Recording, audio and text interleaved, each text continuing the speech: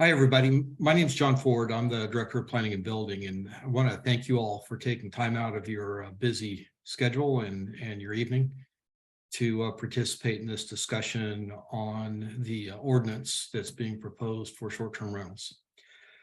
One of the things that we're pleased by is to see how many participants there are who have registered for this and how many of you are already on. One of the things that that's telling us is that we really will need to have more meetings because we currently have, I think, in excess of 200 people that registered for this, and we're not going to have a meaningful conversation with everybody when there's 200 participants involved. So I just want to ask everybody for your patience tonight. We want to give an overview of what is being proposed, why we're proposing it, talk a little bit about the process, talk a little bit about the ordinance itself, get as many comments as we can.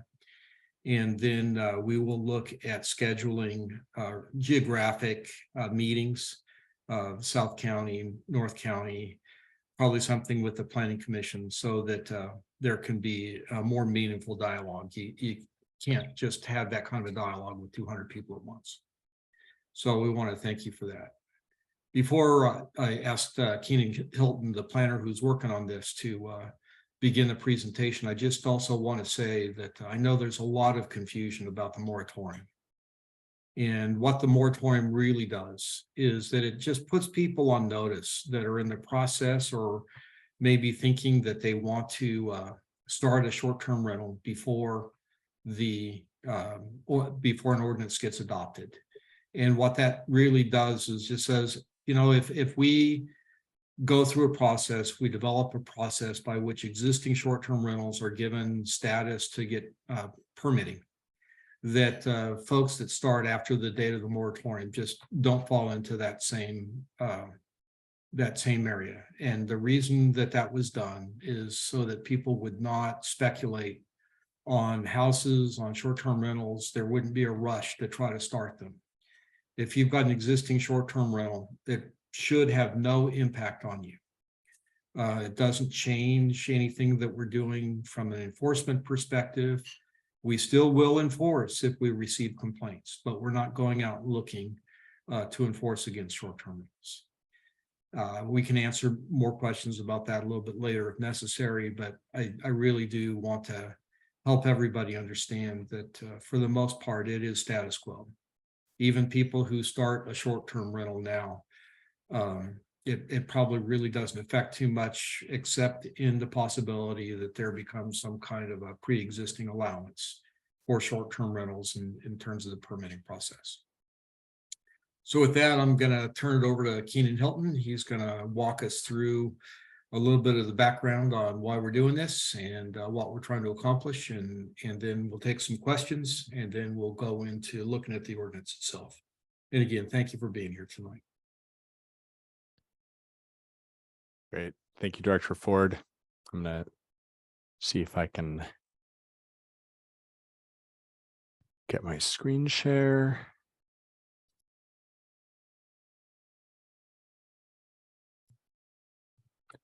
Okay. Are you seeing this screen here? Yes. Okay. Excellent. So, Director Ford, thank you for the introduction. Our goals this evening with the ordinance are to establish clarity on the baseline conditions. You know, we just discussed that a bit. What is our shared starting point right now? To provide a clear overview of the draft ordinance that staff has developed. And again, as to emphasize the point, this is, you know, we've worked on these drafts regulations, and this is the beginning of the public process, and that's how we see it. And so we just want to communicate as clearly as we can what that starting point for the public conversation is. And then to answer any questions that there may be, provide clarity on points that aren't, and hear from you what your concerns are. And of course, let you know so that you're in the best position to be able to participate in the process going forward. it's a webinar format, and we're going to get to the Q&A at the end, but just a couple agreements.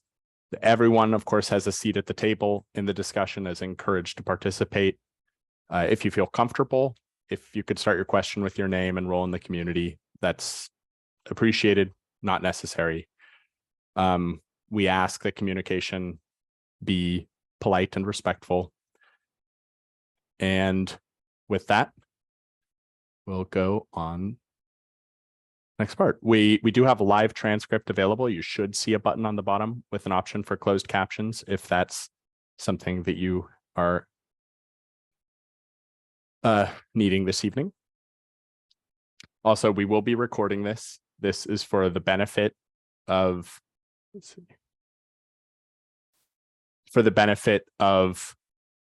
people that aren't able to attend this evening. It's going to be on the YouTube channel.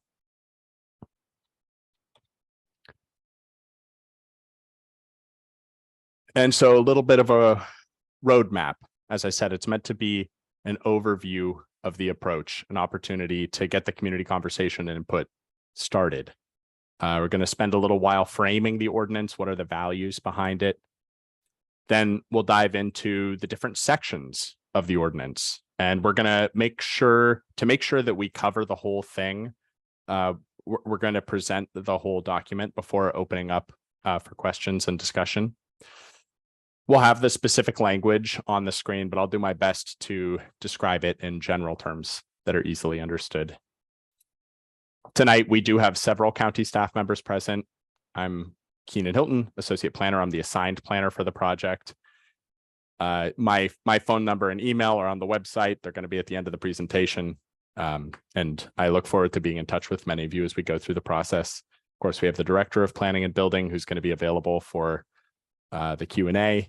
We have Long Range Planning Manager, Michael Richardson, on the call, who has worked on the ordinance very closely. And also Jacob Dunn, who is in charge of the technical aspects of running the Zoom meeting this evening. So thank you to everyone on the team who's here and making this happen.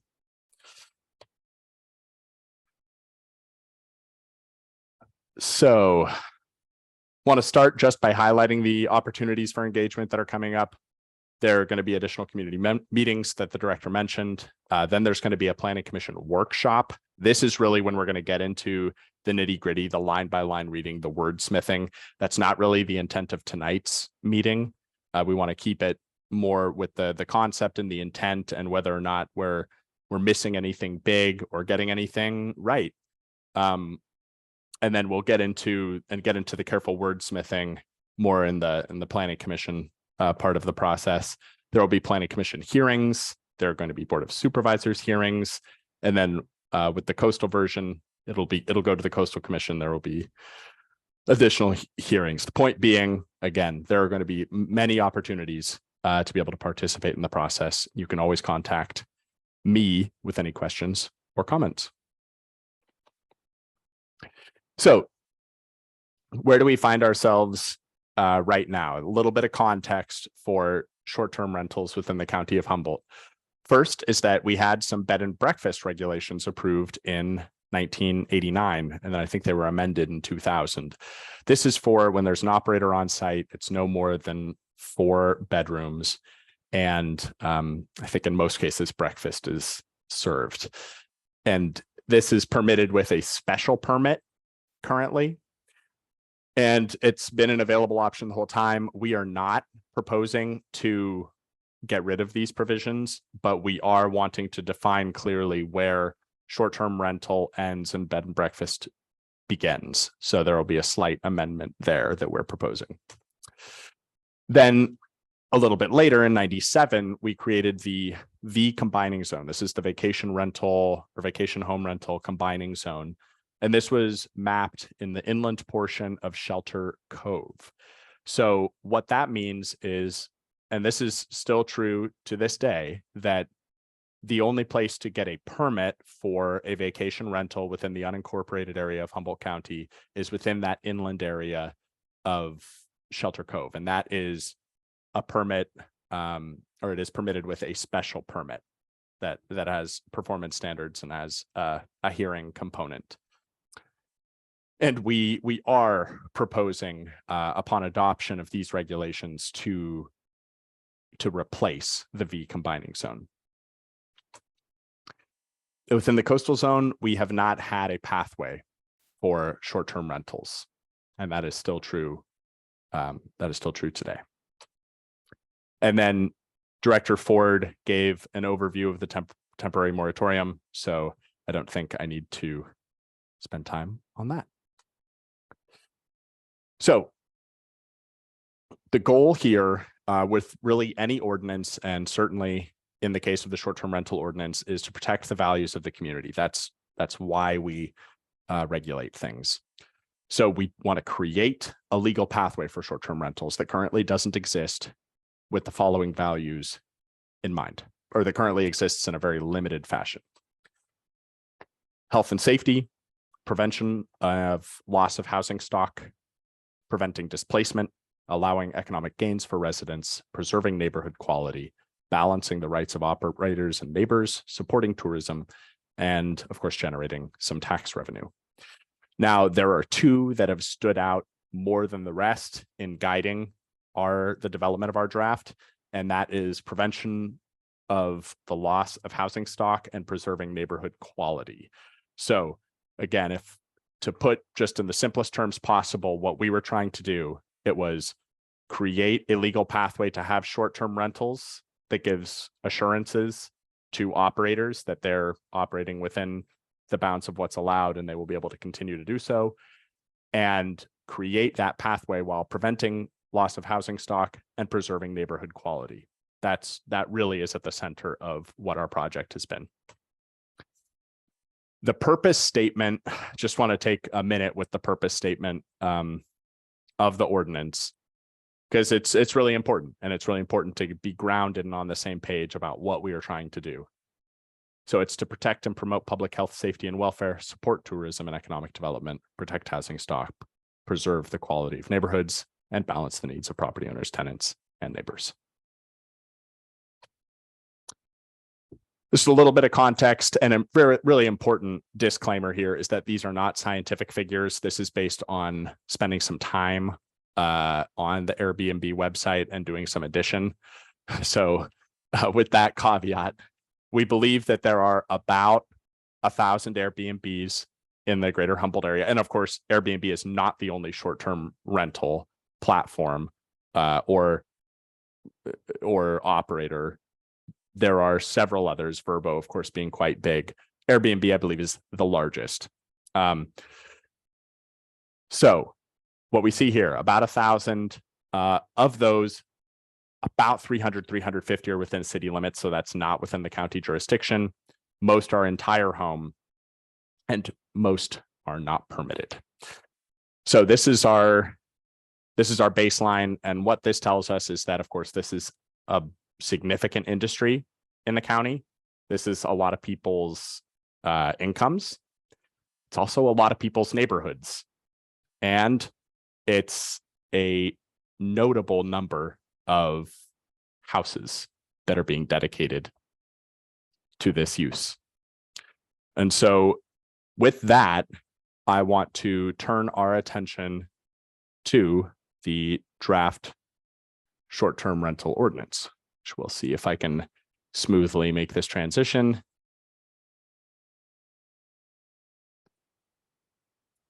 I'm just going to go through section by section, and after the purpose statement is the applicability.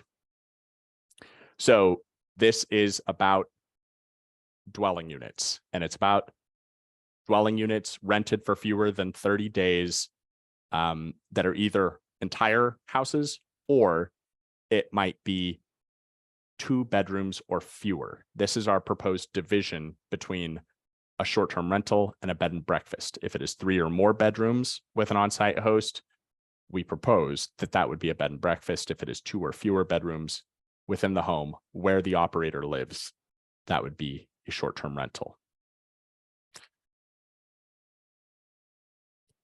Allowed zones.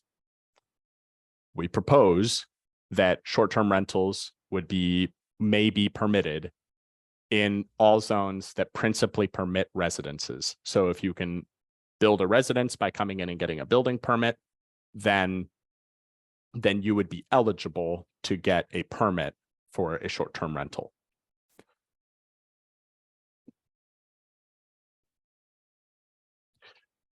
The short-term rental permit requirements. The first is a business license. Now, this is the treasurer tax collector requirement, so we don't enforce that, but it's just an important informational inclusion, essentially, that is one of the necessary components. And then we propose a tiered permitting approach. For those projects that we think are less likely to have significant impacts on neighborhoods, creating an administrative permit pathway. And so this would be a ministerial process handled by county staff. It would be subject to all of the standards and all of the performance standards, and only applied in those cases that we don't think significant impacts are likely. We propose that would be those short-term rentals that are 2 or fewer bedrooms of a dwelling that's occupied by the operator. So you're running your Airbnb of the 2 bedrooms in your house. We think that having a host on site lowers the possibility of potential impacts, and that having this permitting pathway may be appropriate. And then within the Shelter Cove community planning area, and the logic behind this is that Shelter Cove community planning area, it's a resort community, and there are many vacation homes present in that community. And so there might be a different expectation for what the permitting pathway, or what the appropriate permitting pathway would be for having this use in that neighborhood in particular, which is distinct from many of the other communities within Humboldt County. And then a special permit, which does require a public hearing, a noticed public hearing, would be for all other varieties of short-term rentals. We propose that these permits would not be transferable. So one of the values that we're trying to protect here is not having the permits themselves become commodities, and keeping the benefits of the market we kind of spread throughout the community, and making sure that and trying to prevent something that we saw with cannabis, which was kind of the commodification of permits themselves. So that was the intent by the non-transferable. Then limitations on permits allowed. So the short-term rental cap, and this, I just want to highlight, this is the primary lever for that preventing or having significant impacts on housing stock, is really this proposed cap. And so the precise language of the cap, I mean, really the likely approach that we would take forward as a first draft would be perhaps setting a percentage of housing stock of the overall county, whether that would be 1% of homes, which is, I believe, what the approach Arcata took, or another. Again, we propose that exceptions to the cap would be those same lower impact types of projects that were proposed to be subject to an administrative permit.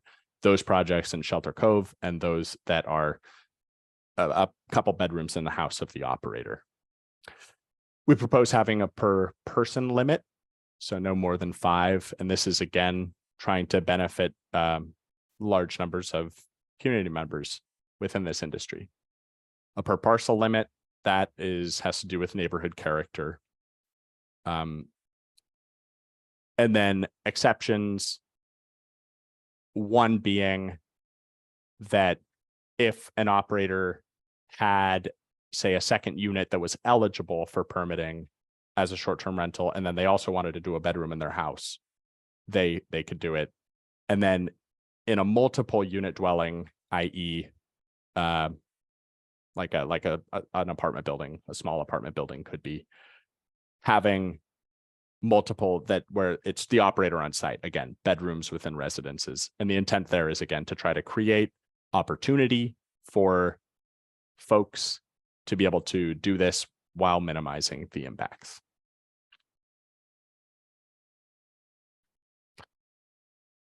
There are several proposed prohibitions, and I think these can best be understood as bringing the short-term rental regulations really in line with the code as it exists, and also with state law.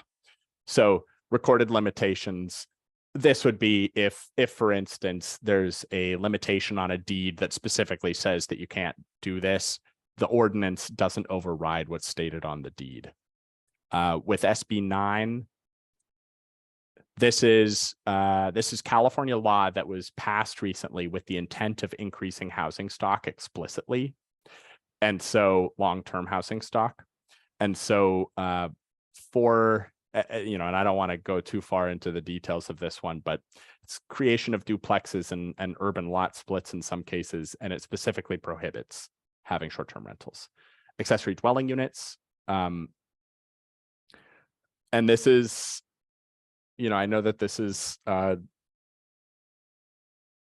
don't know, it's an interesting one, because on the one hand, you have the operator being the closest neighbor, but our ADU ordinance, which was passed quite recently, came into effect January 1, 2020. It says no short-term rentals within these units. And so bringing our short-term rental regulations into alignment with these very recently passed accessory dwelling unit regulations is what we did with that section. And then the alternative owner builder, and this is really a very similar case as the accessory dwelling unit provisions, where we were bringing it into alignment with the ordinance that is AOB, alternative owner builder. And it's there in the name, and it's in the applicability of the ordinance, that the relaxed standards that are included within alternative owner builder that make it quite appealing for some folks. It's because the alternative owner builder is going to be the one occupying the structure. And it's very clear in the code for alternative owner builder. And so what we did was we made the short-term rental provisions consistent with that, and it would be a prohibition. The standards that would be applied to all, these have to do with protecting health and safety, and also neighborhood compatibility, a basic safety inspection, getting the okay from the chief building official or another member of the building staff that this is a safe structure for the use, and then having a good neighbor guide. And this is really the intent here is to try to, on the front end, put everyone in a position to have these fit into their neighborhoods. And the proposed requirement at this point is that everyone within 300 feet would get a notice with the phone number of the operator, the person that is responsible for making sure that that short-term rentals are following the regulations, and several of the specific expectations that go along with being that point of contact, being able to respond to complaints if they occur, or questions or concerns, and also notifying all of the neighbors where the approved parking spaces are and what the performance standards are. So it's just having basically complete transparency with the neighbors as to how the operation is expected to go forward. And then digging into the performance standards. So these are the ones that for the life of the permit, it would be the requirement that someone meet these standards. One is not holding events.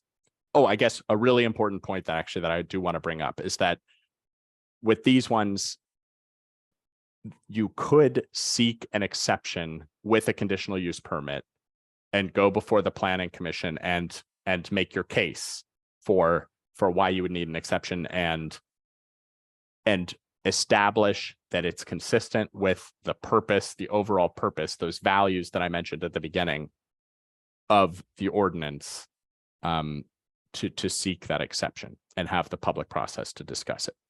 So, but with that said, the performance standards that we have as our baseline expectations would be prohibiting events such as parties, weddings, receptions, and other social events, having limits on the number of people that are there. And so as a baseline, again, having 12 people or 2 per bedroom plus 2, and also paying special attention to the septic capacity. This is something that we've been in communication with the Division of Environmental Health on.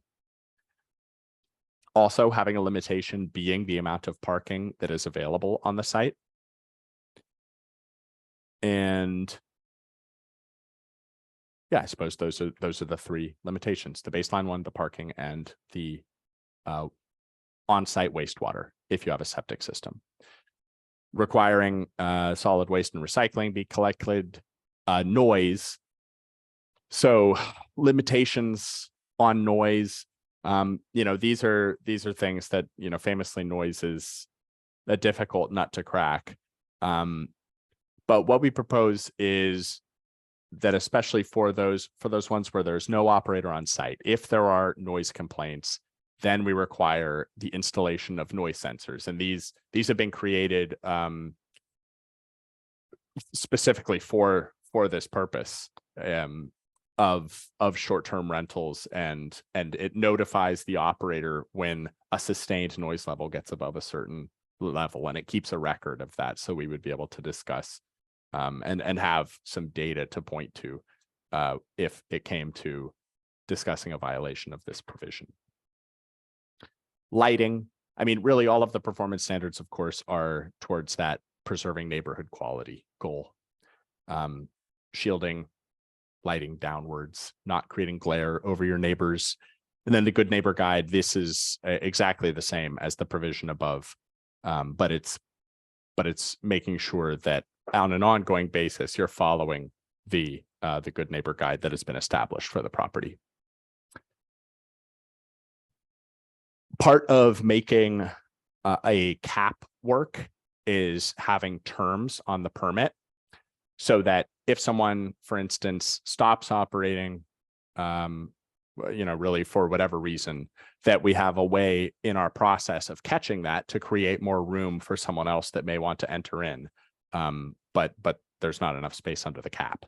So, and it's also an opportunity, of course, to make sure that every operation is still meeting the expectations, the standards, and meeting the values that we set up within the ordinance. And we propose to have that renewal be an administrative process and occur every 2 years. And then the final provision here is suspension or revocation.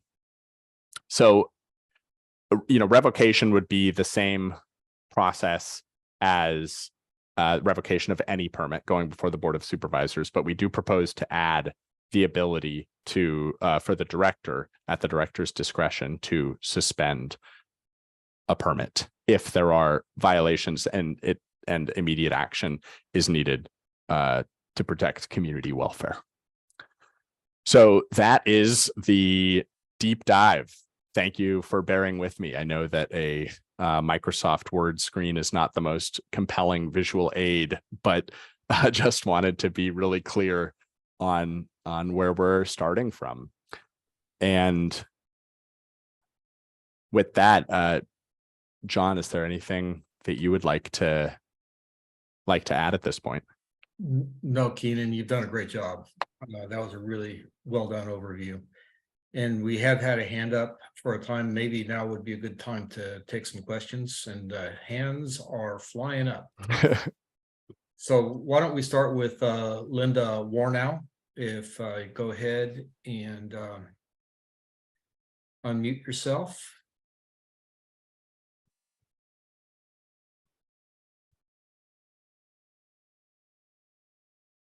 Hi, can you hear me? Yes, we can. Okay, I'm wondering, those of us who have been shut down while everybody else got to stay open and made a living, are we able to be first in the process to get reopened? Linda, thank you for the question. That's probably something we haven't thought about for a while, but given the fact that you were operating before the date of the moratorium, that deserves some consideration. Oh, So good. thanks for that. You bet. Next, we're going to go to Zach Stanton. Unless, Linda, do you have any other questions?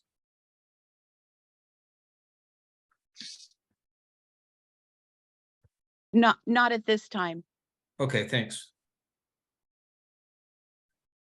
We'll go to Zach Stanton.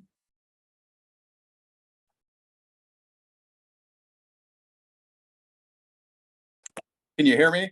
Yes. Yes. I had a question on the use permitted after 2020. Does that just apply to an ADU that you would be adding to an existing home? Or I'm currently in building a new construction in McKinleyville with an ADU, and it was permitted after 2020. With an ADU and new construction like that, would that ADU be eligible as a possible short-term rental? So with the passage of the ADU ordinance in 2020, I mean, that governs the picking up an echo. Oh, Jacob, are you unmuted? Sorry about that. That governs all accessory dwelling unit production. So if you're building an ADU and that's the code that allows you to build an ADU, then under this, or really under the requirement of the ADU code, it would be a prohibited use to use it as a short-term rental. Okay, maybe I need some clarification too, because it's more like a duplex. It's a 2-bedroom with an attached 2-bedroom. So maybe I just need some more clarification on that. I mean, if it was a duplex, then a multifamily, and I lived on one side, the one side would be eligible. I think, let me take a quick look at the language of the short-term ordinance, or director, if you have something to add.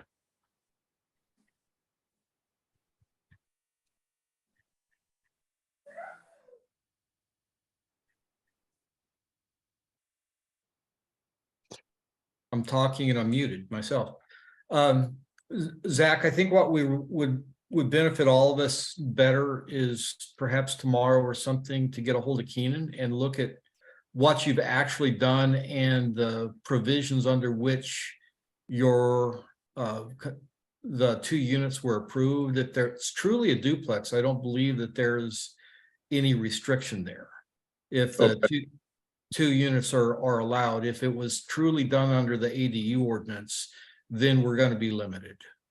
Okay, I don't believe it was done under the ADU influence or the ordinance, but I'll seek some clarification on that. Thank you, guys. I appreciate the time. Absolutely. Thank you. Next, we're going to go to Ross Nusser.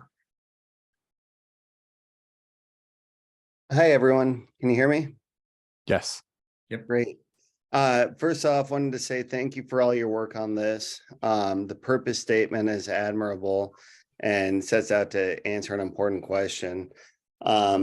Just to identify myself within the community, I'm a developer and own a lot on 825 Upper Pacific in Shelter Cove. And so a couple of things that I was just hearing going through that, and in my community that I started off in, which is Iowa City, Iowa, we kind of dealt with a lot of these issues and kind of went through a lot of this same stuff. And so with proposing a cap on the number of rentals, my concern there would be that it might actually commoditize the permitting process and artificially inflate the real estate markets or hinder the growth there. And so I think that the idea being is that if you set a limit to these things, you might inflate the value there. And I think that the answer was that, okay, maybe we won't do that. And so permits won't be transferable. But I think that the problem there, or a potential problem there, is that it could act to potentially lower the values of property in the community. And so, because you're taking a property that has been being used and that has gained some value, and then you're restricting its use into something that it might not fit into. At least that's what it might seem to me. And then the per person limit, I get that it sets out to limit the type of operator that's able to operate, but I don't think that this likely will work in the way that one might think. The bigger companies, I think, might find a way around this rule. And I think that this rule might actually hinder the people in the community wanting to further economically invest in their community. And then a good neighbor guide, I think, is a great idea. I think it's great to get people engaged in the community and talking to each other.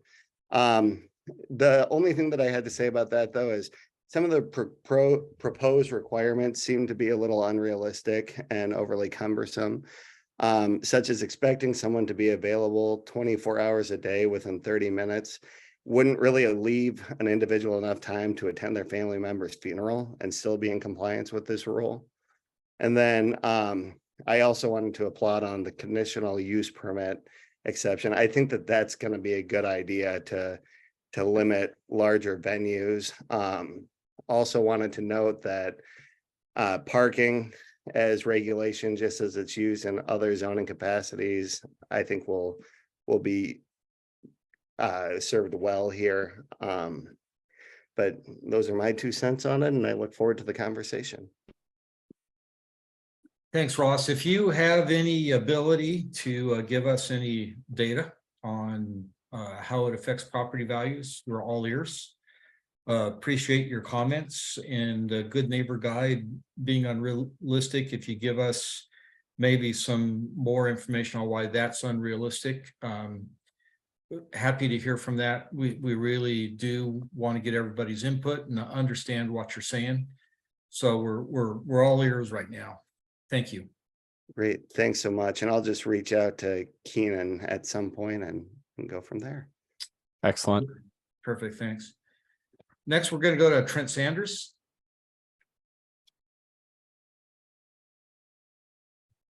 Can you hear me? Yes. Yes. Yeah, I mean, I really don't even know where to start. Most of this ordinance I disagree with. The only thing I really agree with is, lighting, noise, and a few of the other small things. Showing data for restricted use for property values is, you don't have to show data. Look at zoning laws. The more expansive zoning is, the more value property has. If you start limiting people's ability to have another income stream, you reduce the value of the property. And really, this ordinance is being written. I mean, we're getting the minutia of is this bedroom good? Is this house good?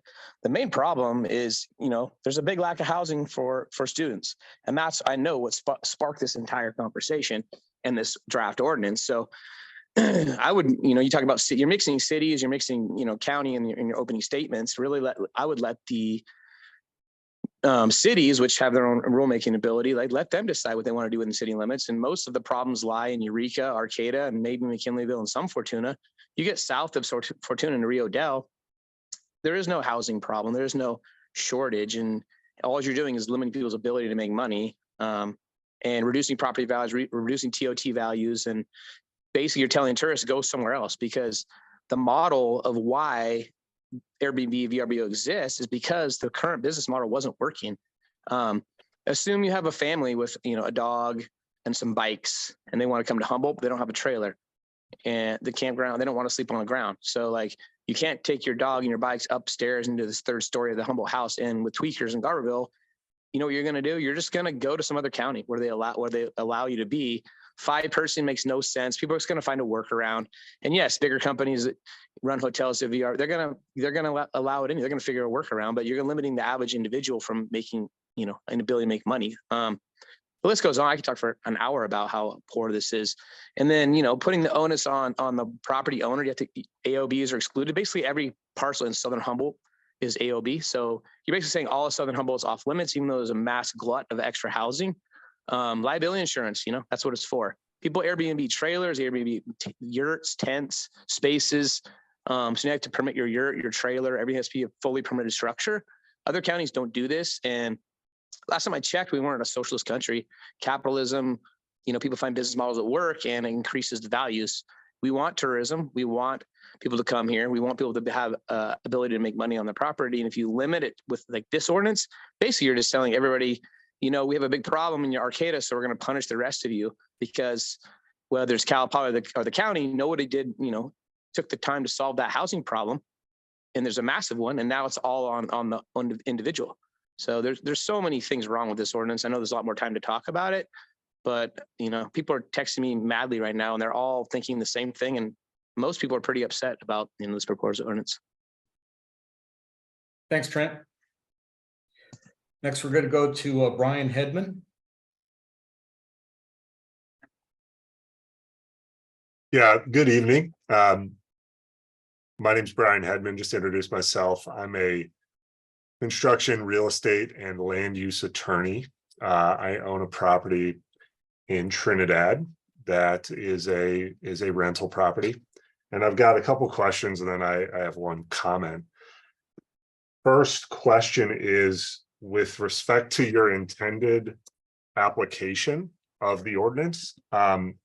Is the ordinance intended to apply only to residential zoned properties? Is that, I think that's the intent, but I just want to be clear. It goes a little bit beyond residentially zoned properties. It's any property that allows residential uses as a principally permitted use. Okay, so if single family residential is not a principally permitted use, the goal is for this ordinance not to apply, correct? Correct. Okay, so I want to propose a revision, just a straight red line revision here, because I think if you don't make this revision, the ordinance is unclear. So in 61.05.2, the applicability section, I think after the words "these provisions apply," okay, my proposal is that you add the words from your section 61.0.3 allowed zones. There's a phrase in the 61.050.053 section that says in zoning districts where residential use is a principally permitted use. I think you should insert those same words into 61.052 after these provisions apply. Okay, so it would read, these provisions apply in zoning districts where residential use is a principally permitted use to entire dwelling units used as short-term rentals, ...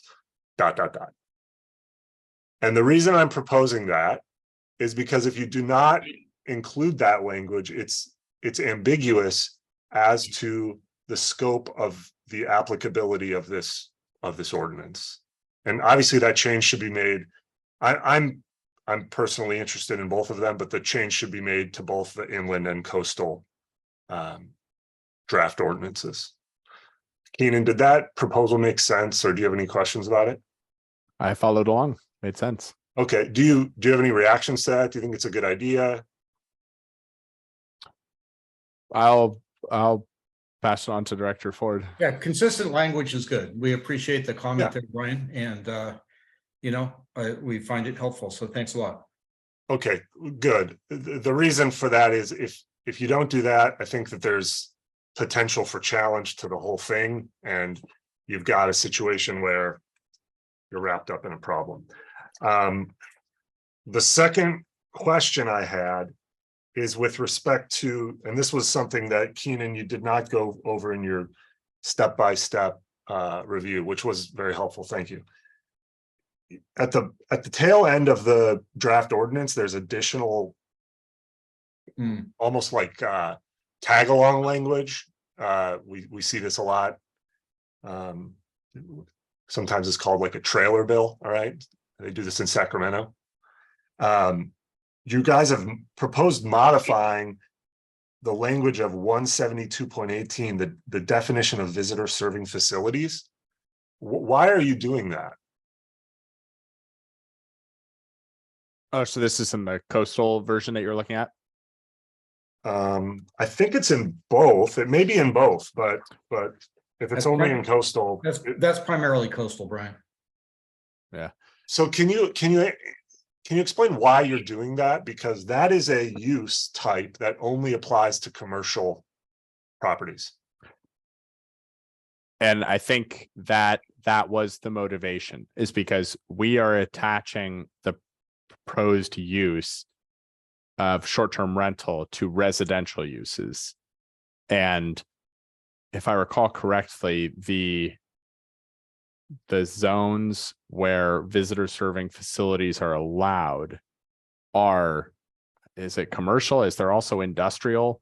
It's not residential. So it just does not cohere with the approach that we're taking to regulating short-term rentals. So all you're attempting to do is regulate short-term rentals in residential zones Correct. Where residences are allowed. where residences are a principally permitted use. Yes. So when you go a step further and you start reducing allowable uses that only apply to commercial zones, you're going too far, because those are entitlements. Those are commercial entitlements that owners of commercial property have a vested property right in those use categories. You cannot just scrape away uses out of commercial zoned entitlements in this way. I'm just saying. No, appreciate the comment, Brian. We'll take a look at that. I commit that we will look at that. I don't know that we were intending there to take away any entitlements, and if we are, we will fix that. Okay, yeah, and I'm not attempting to be controversial here. I'm trying to be helpful a little bit. So that's my comment, and that's my last question. And thank you for considering both of them. My comment is really simply that I think the county should be very, thoughtful and careful about the way that it goes about this. This has failed in so many places around California, and it doesn't achieve the desired result, and it makes normal people's lives worse. And I really just urge, both for the sake of business owners in the community who depend on the revenue generated by visitors, who stay and prefer to stay in a home setting rather than a hotel or a motel, and also for the individual property owners who rely on this revenue, that you please implore some deep, thoughtful consideration into creating an ordinance that is going to allow the people who have permits to continue to operate. And the county does not have hotel and motel stock capable of replacing what these rentals provide. It just doesn't. And the quality of the hotel and motel stock isn't nearly of the level or going to be a substitute for what the guests who stay in these rental properties want. And so in a county where tourism has quickly become the most important growth driver, I have serious concerns about regulating this and what it's going to do to businesses and normal people. Thank you. That's all I have. Thanks, Brian. Thank you. Next, we're going to go to Nicole Sowers McCandless.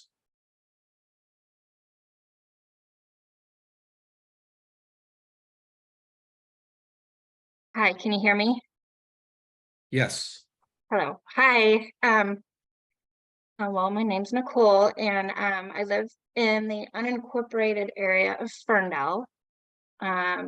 We are dairy farmers, but on a couple of our properties, we have put our heart and soul into restoring a couple large old farmhouses, well over 100 years old. And while I have no problem following a permitting process, I mean, they're already up and running. I get that. I don't have a whole lot to worry about, but I have a neighbor down the road who had run-ins with her neighbors. And she had to go through a process with you guys to get some sort of permit, just to kind of quiet the neighbors down, basically. And I think the pathway was more like a conditional use permit. But the amount of money she had to pay to get that permit was astronomical.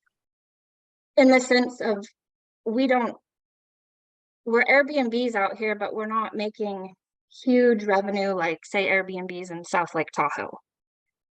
So my concern is, when we do this permitting process, how much is it going to cost us? And if we have to renew that and pay that fee every 2 years, yeah, that's kind of my big concern right now. So I'm just kind of wondering, is there a monetary value placed on this yet? Yeah, Nicole, we're typically not answering a lot of questions, but we do hear what you're saying, and the cost of not only the permitting, but also the renewal is a consideration. And one of the things that we hope to achieve with this, frankly, is that what your neighbor went through, and if it's the one that I'm thinking of, that was a pretty hard fought battle. And part of the struggle with that is because there wasn't really a good pathway. We kind of engineered a pathway to get them through to a coastal development permit. And that's what they had to go through. That was ultimately appealed to the Coastal Commission.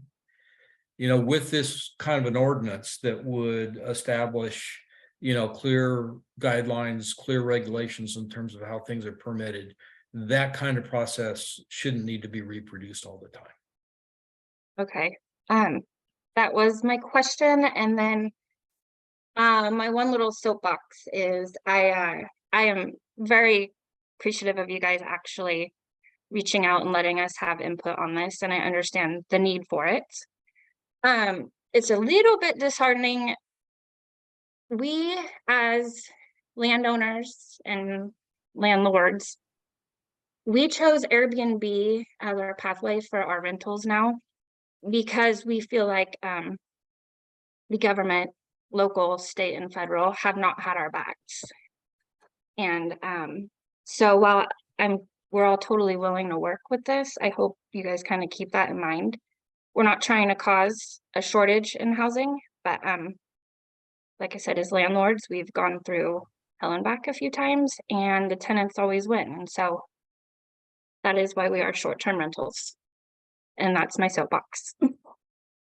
Thanks, Nicole. It's not the first time I've heard that, so understand what you're saying. Thank you. Yeah. Next, we're going to go to Rachel Bruner.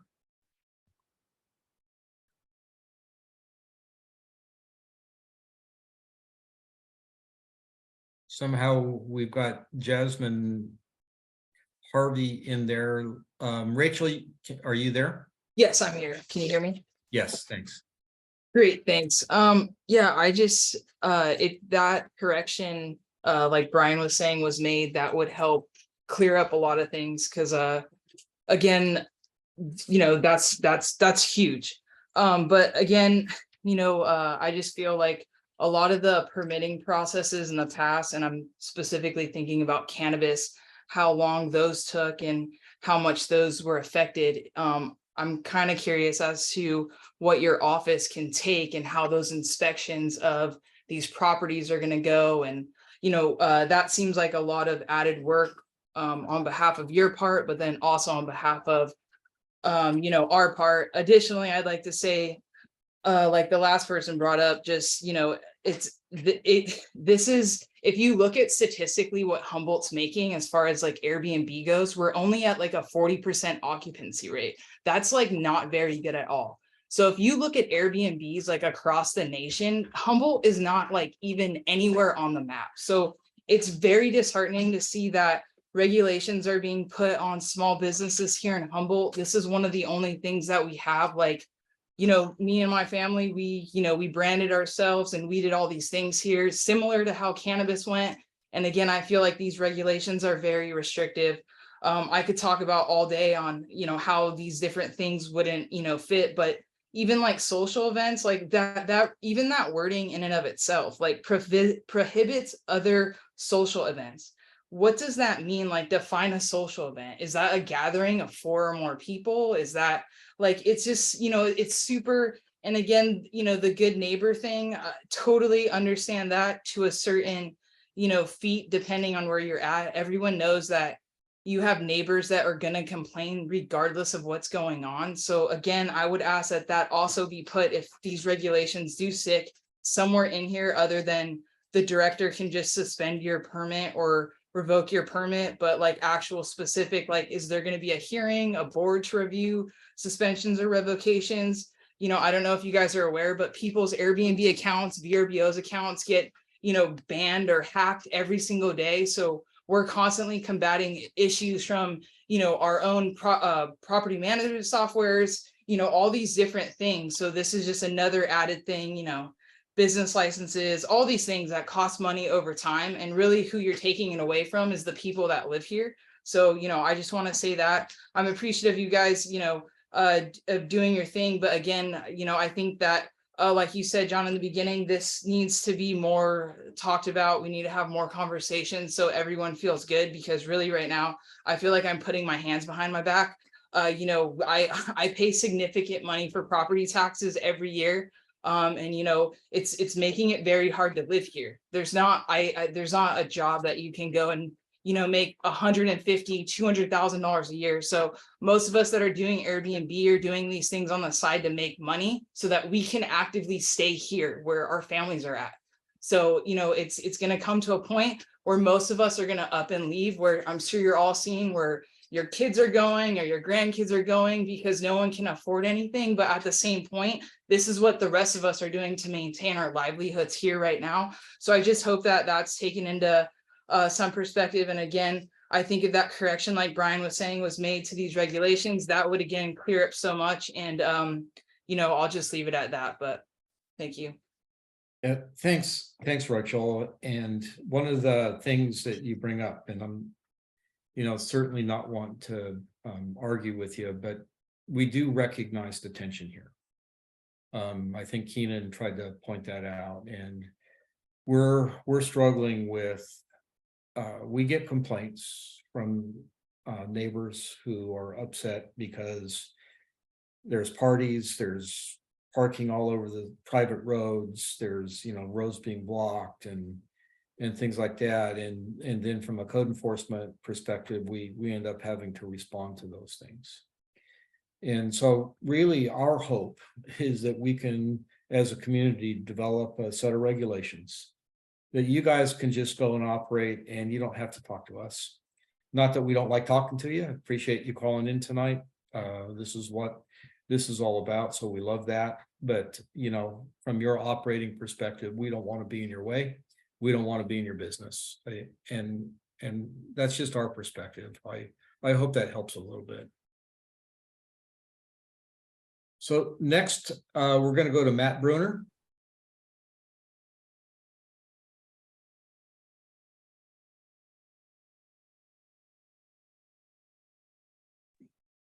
Hi, can you hear us? Yes. Hi, I'm Sarah Bruner. I'm here with my husband, Matt. Hi, I'm Matt Bruner.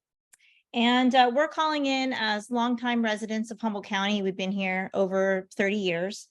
And we are calling about a couple of different things. The first thing I'm kind of wondering, hearing about the proposed regulations, is it seemed like it was a one size fits all with all these regulations that were proposed. And we're a pretty big county with a huge variation in parcel size. And limiting one rental per parcel doesn't seem appropriate, is a one size fits all type of regulation. There are a lot of variations in how people can use their parcels, and there are rental through camping is something I was curious if that's also being regulated. Camping is being utilized through the short-term rental platforms. There's a variety of them out there, and they run just like Airbnb. And so I was wondering if this one rental per parcel also pertains to camping. And when people are camping, are you going to come up with a set of guidelines for that in regards to regulating for environmental concerns, parking, all the things that you're also talking about with the housing, which, you know, we support regulation. We want there to be some guidelines, but we also want to see that these regulations set up a clear pathway for how people can run these operations in our county to promote tourism. We also feel like the owner occupied type of short-term rentals are very different from the individual separate housing that's run as a short-term rental. They provide different experiences completely. When you're owner occupied, Yes. you are providing an experience for your guest where you're inviting them into your home. You're sharing about the community that you love. And this type of experience offers an invaluable connection, human to human, that really builds community, and it really highlights who we are as Humboldt residents. And I really feel like you need to provide a way for that to be improved and built upon and maximized. I don't think there should be a limit on that. If somebody wants to open up their home to a guest to share what they love about our community, it's really important to make that possible.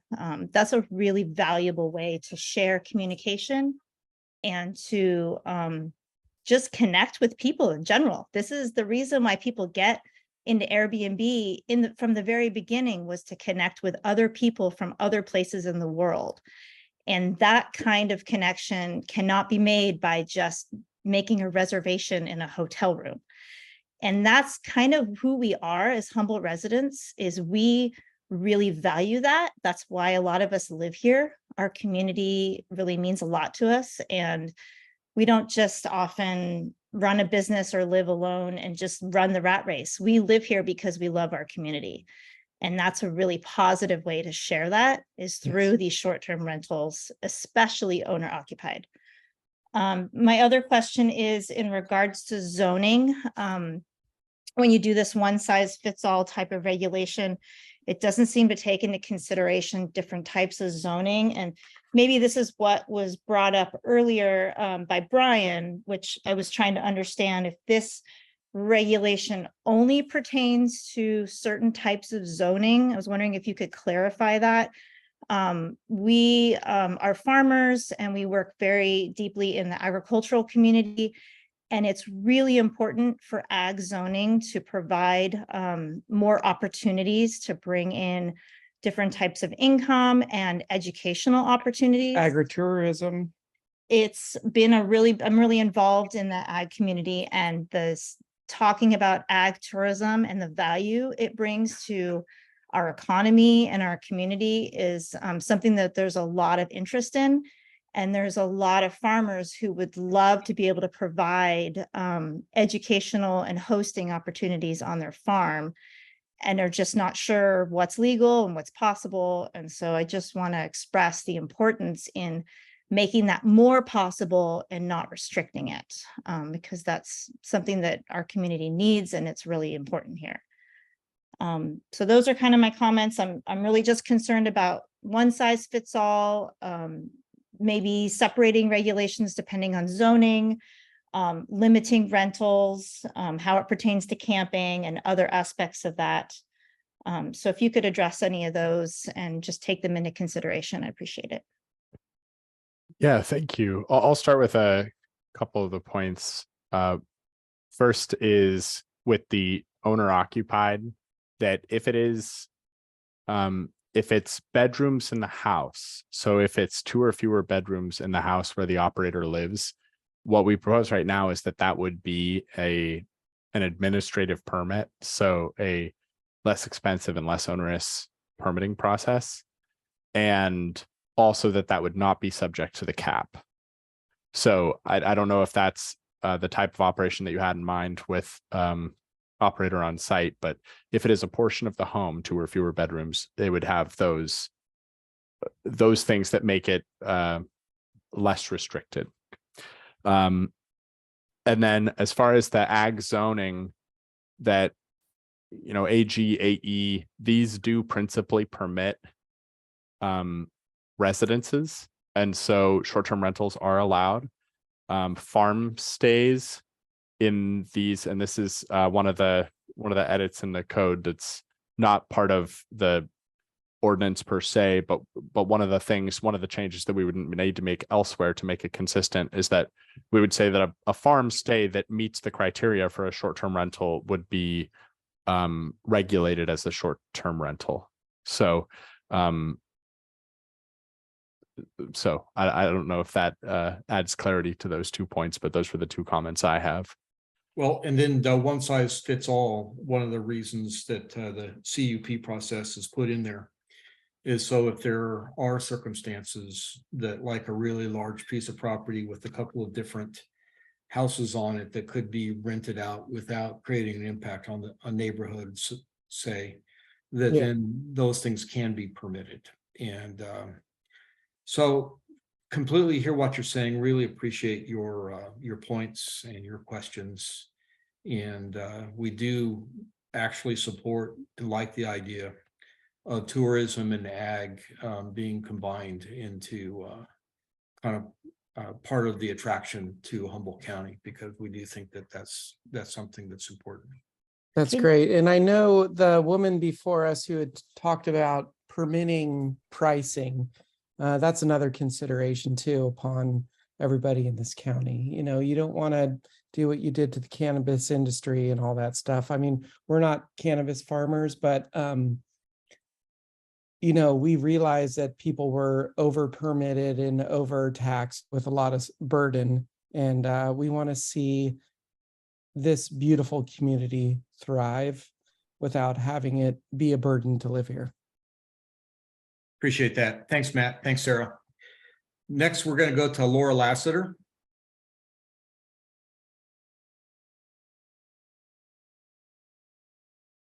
Hi, John. Hi, Keenan. Thank you for allowing this platform here today. I'm going to keep this really brief. I know we've had a lot of discussion so far, but what we would really like to implore you is to look at the difference between the unincorporated areas versus the cities. Such a major difference. You know, we have farmers that are trying to diversify their income to survive this crash right now, and you're taking away more livelihood. That would be taking away more livelihood, and you know, this needs to be recognized in our farm areas here in unincorporated land, that this is an asset for the county of Humboldt and should be looked at as such. This is a value for tourism. The consumer wants an authentic experience out in a rural area where, you know, possibly, you know, economic drivers, social events, weddings, corporate retreats, wellness retreats. We're really limiting ourselves and cutting off our economic piece to this if that's not part of this puzzle here. So I know there's more discussions to come. Thank you for allowing this platform for us to discuss this. So thanks, guys. Yeah, thanks, Laura. And just we do want to affirm that those things can be permitted the way the ordinance is currently drafted. Maybe it's not the final language that we all want to see, but we are trying to allow things that in certain circumstances would have a greater impact, but allowing it with greater discretion. And so that's the method to that's the approach. I was going to say method to the madness, but I don't want to say this is madness. So we are trying to take those things into consideration, and we're looking for better ways to do it, and look forward to working with you on it. We're gonna go to Dale Bowden now.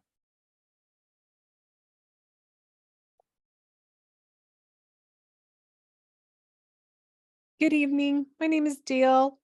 I live in Shelter Cove. I'm a 60-year-old woman who is not able to go out and get a good job, especially living in Shelter Cove. I'm 60 years old.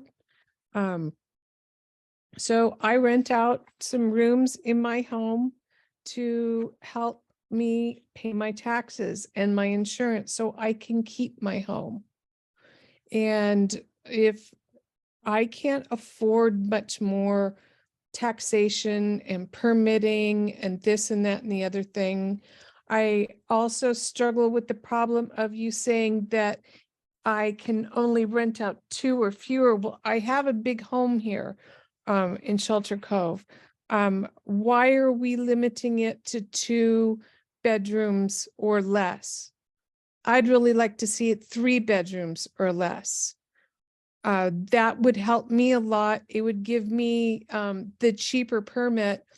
Plus, please remember, us people in Shelter Cove, we rent out rooms or homes maybe 3 months out of the year, 4 if we're lucky, and that's it. I did not have any rentals until May. And then once October, I'll have a couple in October, and then I won't get anything. I'm open. You can come on by, but places like mine, they need to be here. We have a whole 37 hotel rooms in Shelter Cove, and that is all. And I know specifically how the hotel business runs because my sister actually manages one of the hotels in town. And business is much slower with our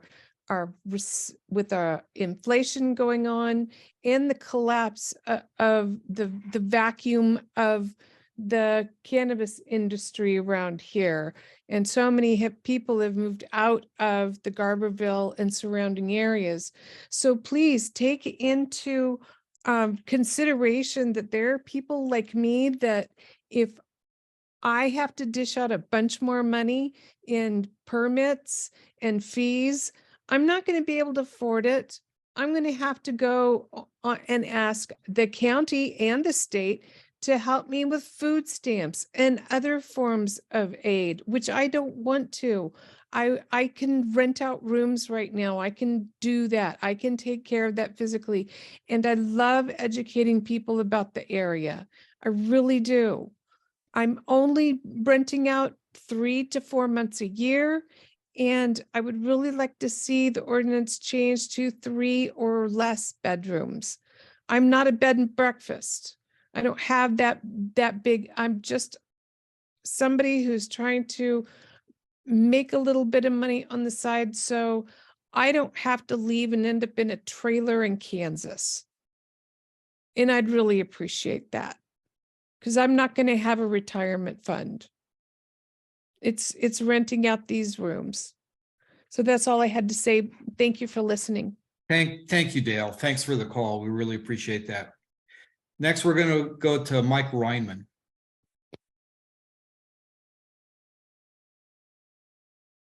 Hi, thank you for your time here. And I have a small company here called Casago Redwood Coast, where we manage some short-term rentals and some furnished rentals also. And a few questions. One is, I agree with many of the things that have been said already today. For the AOB, will you develop or consider developing a pathway forward for them to be able to get their permits so that they could do that? Obviously, it's a big thing in Southern Humboldt, but also in other areas as well. Another point is, can companies manage more than 5? I believe that's how it reads, but somebody commented on that earlier and there wasn't a a response from Keenan on that. I would love to see no cap for a year and focus on the market. People are actually dropping from Airbnb recently and short-term rentals because the demand has dropped off significantly over the last year or so. It's in general, income for most units are down 20-25% for homes compared to last year as short-term rentals. So people are dropping, going back to long term. So I do believe in the market to some extent. And then also, would you consider adding language to have, rather than when there are issues, when there are complaints that come up from the community, could it be possible to have a committee that is made up of owners and operators of short-term rentals in Humboldt County? Let them work on it first. So when there's a complaint, let us resolve it ourselves. And then if we can't, go to the county. Sometimes that can have a better effect. And finally, just a quick thing. On your email, Keenan, that you shared before, Humboldt was spelled wrong. So if people were writing that down, sorry. That's it. Thanks for your time, and I appreciate your effort on this, guys. Thanks, Mike. Yeah, I appreciate you pointing that out. I noticed it, which is when I took it down. I'll put it back up at some point before the end of the meeting. But in fact, Humboldt is spelled in my email as Humboldt is spelled the rest of the time. And to your question about the personal limitation. So the way that it reads is no more than 5 short-term rental permits may be issued to any business or individual. That's how the language reads right now. And then with AOB, I mean, I know that this is going to be a topic that we spend a lot of time on. At the, if there is a way to change an AOB permit essentially to meet the structural requirements of a building permit to the satisfaction of the chief building official, I mean, and essentially to permit the structure. That's a pathway that we've discussed for being able to create a pathway for those individuals. Yeah. We will, as we go through this process, take a look at what it would take to modify the AOB ordinance and recognize there's some call for that. There's some pros and cons to that, though, and we'll talk about that a little bit also at a different meeting. As I mentioned to start this off, this certainly won't be the last meeting we have or the last opportunity to talk about this. So now we're going to go to John Lee.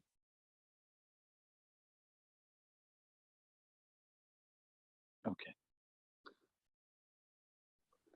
Okay, I think you guys can hear me now. Yeah.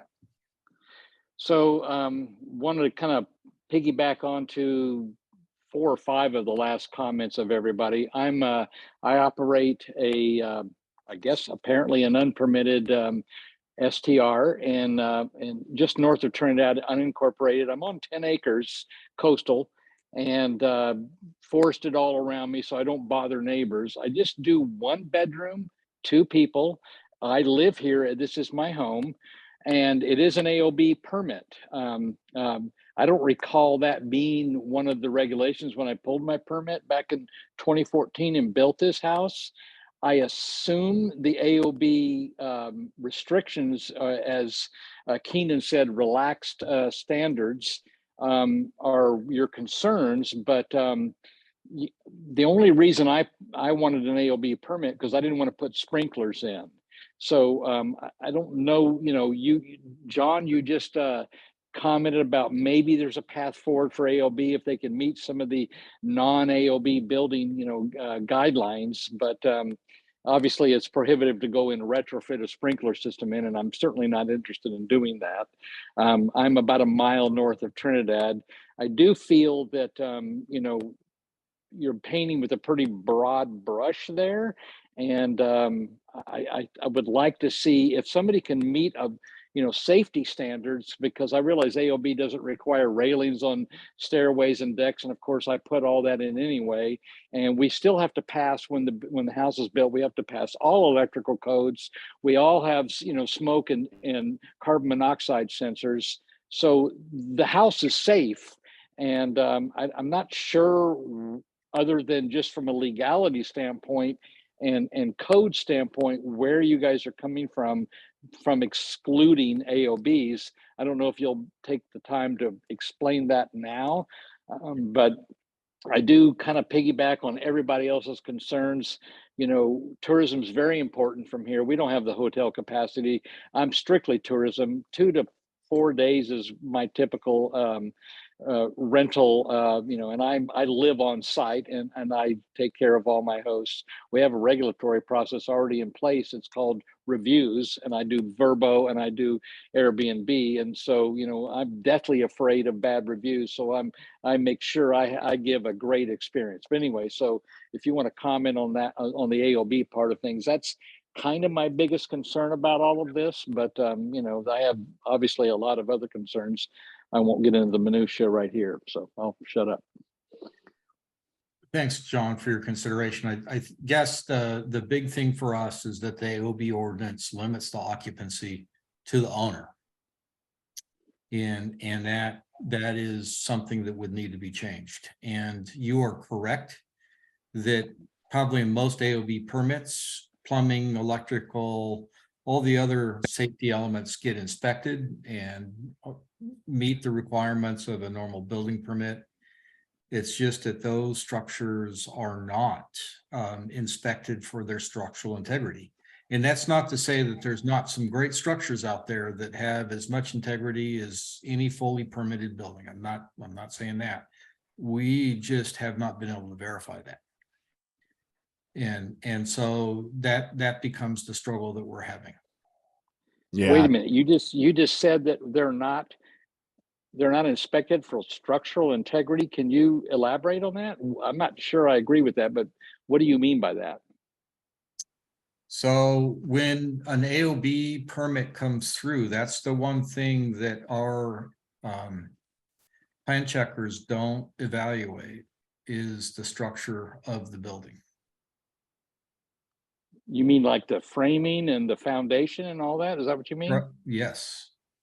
I didn't realize that. Of course, I had a structural engineer do all the load calcs on my house, and obviously it's in my best interest to make sure that the house was structurally, the integrity of the structure and everything was up to snuff, and seismic and all of that. So I guess I didn't realize the AOB, was relaxed on that. But of course, a lot of people don't relax on that when they build a house. So maybe you guys can get around that by doing an inspection if the owner is willing to pay for it, and we could walk you through all, I don't know if that's, opening a can of worms or not, but anyway. Yeah, like I said, John, we know we're going to have to deal with that. We don't expect this to be the last time we talk about this. So we're fully expecting to try to find some ways to address it. Okay. I will say that, cannabis is hurting. Fishing and timber are all but gone. So as you guys go forward with this, which I appreciate you trying to create a path for STRs to go forward, as others before me have said on this forum tonight, tread lightly and understand that it's an important and integral part of people's income. I'm approaching 66, and Social Security will not pay for my $12,000 a year property tax and high PG&E bills. So, STR, and I do a really good job, is an important part of my retirement plan, quote unquote. So, and it's great for the community. We've got, I'm part of the Trinidad community, and a lot of people, and I'm not in the incorporated part of Trinidad, but a lot of people in the Trinidad area that own restaurants, I know all of them, and they're very concerned that short-term rentals are, going to get hurt, and that's going to affect their business. We don't have enough beds here as somebody earlier stated, to for all the people that come here to go visit the redwoods, and we need to nurture that and not stifle it. And that's all I've got to say. Thank you. Thanks, John. Next, go ahead, Keenan, were you gonna say something? Oh, I was just gonna say that looking at the time and the number of hands, I don't know if we want to maybe if we could just ask people to be as brief as they can be to give everyone else an opportunity to speak. Yeah, thanks. I was just actually checking to see how long we'd scheduled this meeting for, because I was starting to think a little bit about that we'd schedule it till 8. We've got about another 30 minutes. We can go maybe another hour. But if we've got 21 people with their hands up, if everyone speaks for 3 minutes, that's going to be more than an hour. So I want to give everybody as much of a fair chance as possible, though, too. Yeah. So Tanya Musgrave, we're going to go to you now, and we'll just ask everybody to please be considerate, because we do want to hear from everybody. Can you hear me? Yes. Okay, I've got an echo. So do you have you've got 2 speakers someplace, Tanya? Or 2 microphones?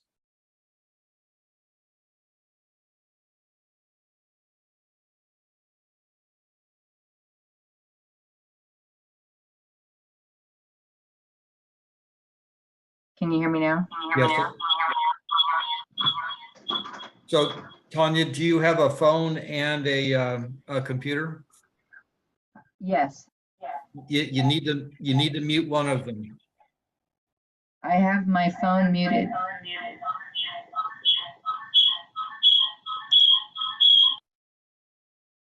So Tanya, what we're gonna do is we're gonna come back to you. What we need to have you do is mute at, you can only have one mic going at a time, otherwise you're gonna get that echo. So Linda Warno, you have spoken to us before. We will take another comment, but really, given the number of people who still would like to speak, I really want to limit it to one comment for everybody. I'm sorry. So Linda, go ahead.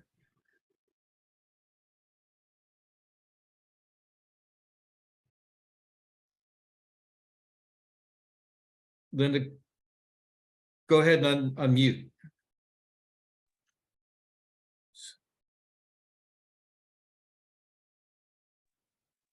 Can you hear me?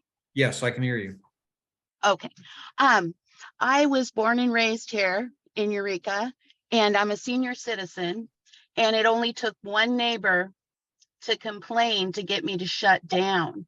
And I went from a really good income. I had a daycare for 20 years that I had to shut down because of the pandemic. And then I put all my money into Airbnb, and then that was taken away from me by one renter neighbor, and it put me on food stamps. And so I'm really concerned that neighbor, because they called the cops on me all the time if I put my motorhome on the street, they just harass me. Will that one neighbor be able to stop me from doing Airbnb because I know they're not going to agree with me doing it? Yeah, no, one neighbor does not necessarily preclude you from being able to get a permit, or would not necessarily. Right, but that one neighbor was able to take my entire income away from me. Well, but right now, Linda, I'm just want to explain that right now it's not a permitted use. So if we get complaints, we are obligated to treat it as a use that's not permitted and address that as such. Right, but I was a super host on there, and I never had any complaints. All my people parked in front of my house. It was only an issue of them driving up the street and turning around, and they were a renter, and they complained about that, and that shut me down and took all my income. That's heartbreaking, Linda, but that's one of the reasons why a permitting pathway is so incredibly important. Yes.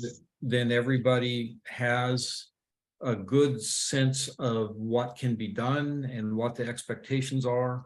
And, you know, we want business operators. We're hearing clearly that we need Yeah. to protect businesses and that. Yes, because from I'm a that's why- senior and I'm starving to death because of it. You know, I've suffered since you guys shut me down January 2022. I've suffered ever since. Why everybody else gets to stay open. And that's wrong. Yeah, I that's heartbreaking, Linda. I'm sorry to hear that. Well, I hope you guys can help me out to get reopened very soon so I can, you know, I've been a hard worker all my life, so it's very frustrating. Yep. Thank you for being here tonight. We're going to keep on moving and we're going to go back to Tanya Musgrave. Tanya, have you got your mutes in the right place? Can you hear me now? Perfect. Thank you. Sorry about that earlier. I think my question is more in line with what you've stated about the number of questions you have and the amount of time allotted.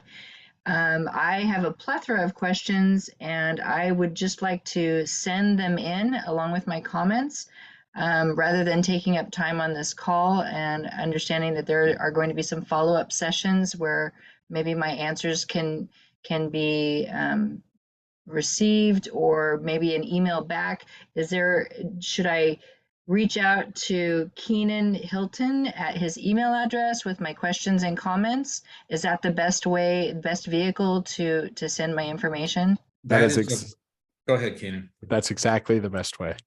So yeah, That's- if you send it to me, I'll of course give the best answers that I can in the email, and then of course keep you informed on what the future meetings look like, and we can ask them in the public setting at that time if you would like. That's wonderful. I think we all want to probably go have some dinner soon. Yeah. Thank you. Thanks, Tanya. Steve Miner.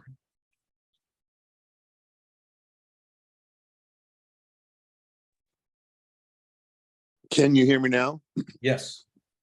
Okay. Well, first, I just want to say I've been a super host for over 5 years, and I have to agree with a lot of what the previous people have said. It's been a pleasure hosting people from all over the world and showing our beautiful Humboldt County to these people. And I don't want to take a whole lot of time either, but I saw on the news about Humboldt County being the deficit of $2 billion in their budget for this year. And then the police chief talking about how he has to lay off 3 officers and how the fire stations are probably going to have to close at least one of the fire stations. And I'm afraid that this ordinance going too far is going to add to that budget deficit, because it's a trickle-down effect. What happened with the cannabis industry, and I'm afraid that the word that you used, John, earlier, craziness, I would almost border insanity is the road that you're headed down. So if it were up to me, this entire ordinance would be scrapped. That's all I have to say. Thank you. Thanks, Steve. Next, we're going to go to Nancy Young.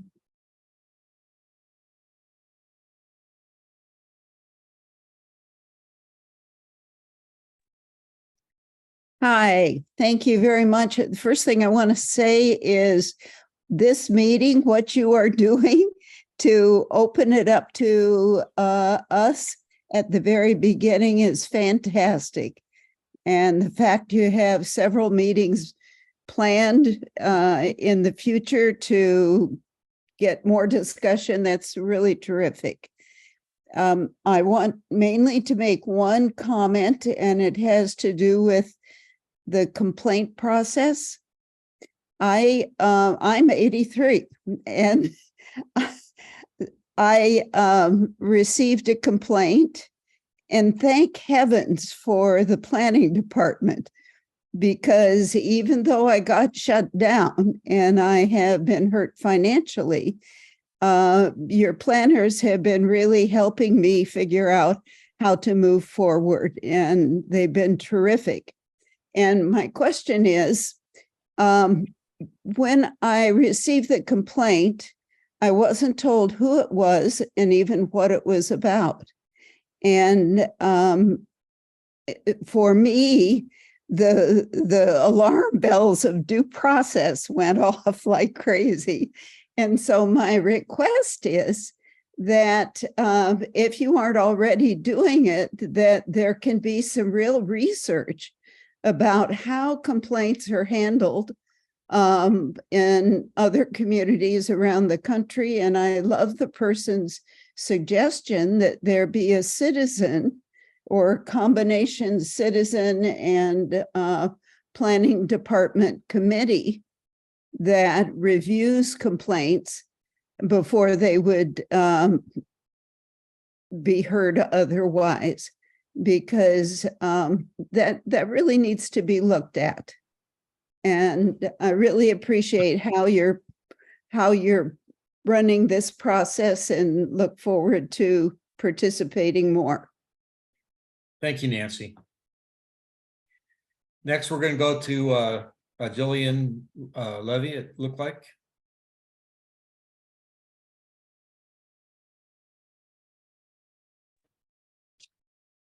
Hi, can you hear me okay?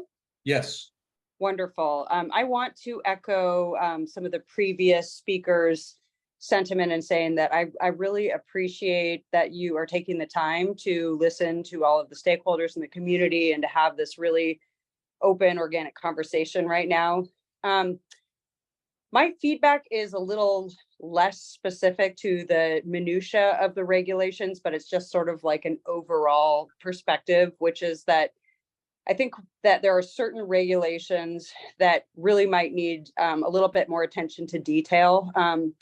And I think applying blanket regulations to the whole county is concerning and not appropriate because, you know, we have, for example, more urban areas in Arcata and Eureka, and then we have outlying areas in the county that are much more rural where applying for, like, for instance, a limit of 5 people if you have a big home and an ample septic system or you're connected to the sewer, it seems sort of just arbitrary from my perspective. So I would encourage you to consider that.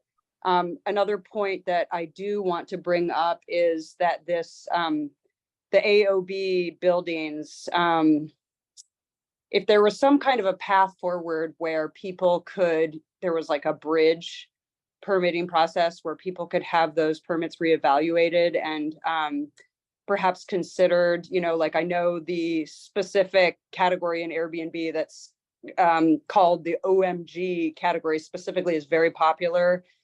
Clearly other counties have ordinances that have addressed these kinds of buildings. And I think, you know, a big reason why so many people come to Humboldt County is obviously the beautiful nature everywhere, but it's also the character of the place. And I know that's a major priority when addressing this ordinance and, you know, figuring out, you know, how to best regulate the health and safety values. Obviously, I think that's first and foremost, you know, everybody would agree with that. But I think also adhering to the character of this community is really important. And so finding ways to preserve that while regulating it simultaneously would be a really good way to ensure that we, you know, continue to kind of hold on to that going forward. You know, I just want to say, as a longtime member of this community that has operated in many capacities professionally and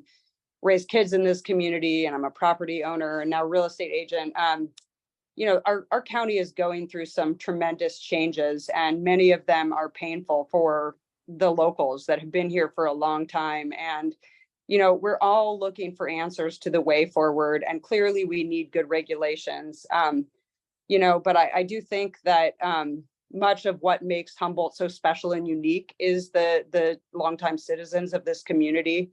And we're really at risk of losing, you know, large numbers in this community. So hearing so many people speak about the concerns of their livelihood, I really hope you consider that going forward. And, you know, also just briefly, and then I'll wrap this up. You know, I'm curious how you are going to deal with the legacy Airbnbs, because considering there was no legal pathway forward and many people have invested, you know, a considerable amount of resources into building these businesses, you know, I would encourage you to honor those legacy Airbnbs and to make that a consideration in your permitting process.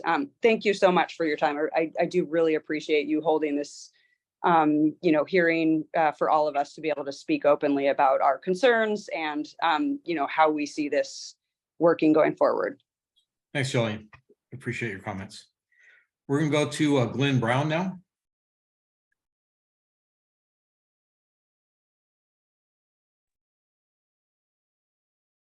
Hello, I really appreciate having this first meeting here with you folks. It was really great to get a chance to talk to both John and Keenan about this because it's a pretty big issue, and we live in the Ferndale area, obviously unincorporated part of it, and we, as well as the other small towns in unincorporated areas, really need the income for our community.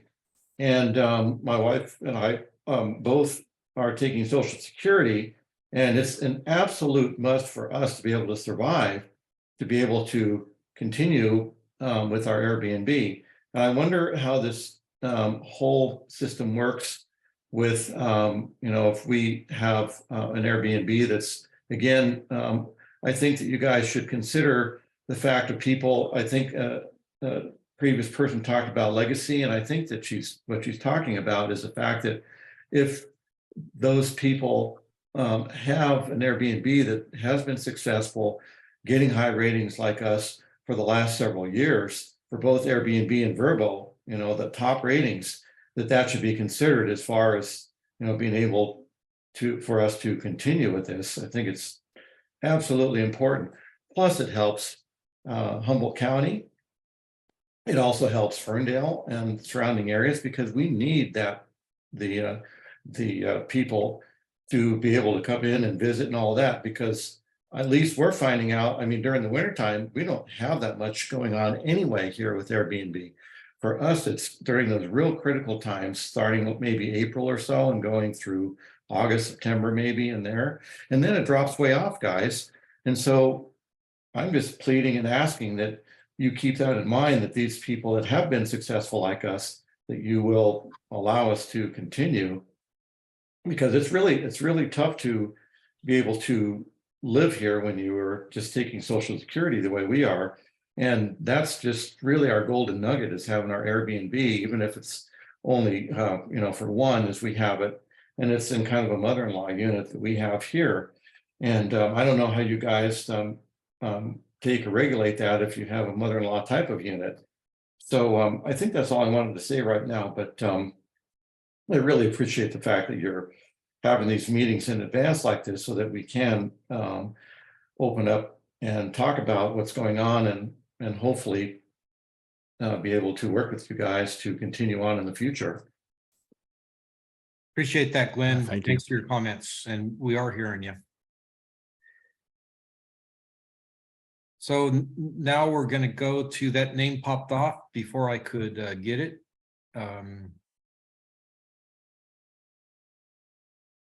Jacob, are you bringing somebody in, or is it Melanie is the next one? I think my list shows different names than yours. So I see Jake H. You go ahead and go to that one. Okay.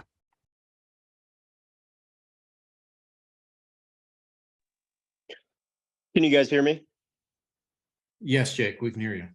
Cool, great. Keenan and I spoke the other day, and I had a couple of quick questions just to address here, and I would appreciate a response after. Either we're not going to answer that now or a quick answer to the question. Number one I have is, will pre-existing Airbnbs be included in the cap, or will all pre-existings be allowed? And I was kind of curious, you had mentioned a little bit about that earlier, and I was curious how that stands. So as the ordinance is written right now, there is no distinction made between pre-existing and new. So the short version would be, yes, pre-existing would be subject to the cap as it's written right now. Cool, copy that. As far as the amount allowed, why 5? Where do we come up with that number? And if all are on a large rural property, would there be an exemption to the 5 allowed? Say you had a 500-acre property and you had 6 houses and you wanted to do some camping on it, what would be stopping someone from doing that? And why would we limit it at 5? And I'm curious what response would be about that. Yeah, 5, and the limit of 5, to be clear, is 5 per person. So that's not, there are 2 different limits. There's the per person and there's the per parcel. Right now we have a 1 per parcel with an exception if one of the rentals is is bedrooms in a house, or if it's in a multifamily structure. So that's the per parcel. And then the per person is 5. And there isn't a scientific explanation for why 5. We wanted to have a limitation to make sure that, because you hear these stories about in other communities, companies buying up whole blocks and having the industry dominated by, a few players. And we want to make sure that that isn't the way that the industry functions within Humboldt County. But if, as far as arguments for it being a different figure than 5, I definitely am open to hearing what people think. Definitely. And I understand that. I guess my only question then would be, what about for people who are, on-site hosts and they're going to be at the place? For example, my parcel is a large parcel, but we want to do about 3 Airbnbs here. And so that would be limiting us, but we live in the middle of nowhere, where our closest neighbor is more than, 10 miles away. And so I'm curious, as I think that there's probably more properties than just mine that are like that. And so I think that there should just be a little bit of time to maybe put that in the ordinance as opposed to a conditional use permit or something like that, because I think that there's enough people that are, there's a lot of long time families that live here that have thousands of acres, and they might have, a certain place where they want them all on the same block. They have a series of cabins and they all want to rent them out separate. So I just think that there's things to consider like that, where those are local people and local businesses. It's not a big corporation that's coming in and doing that.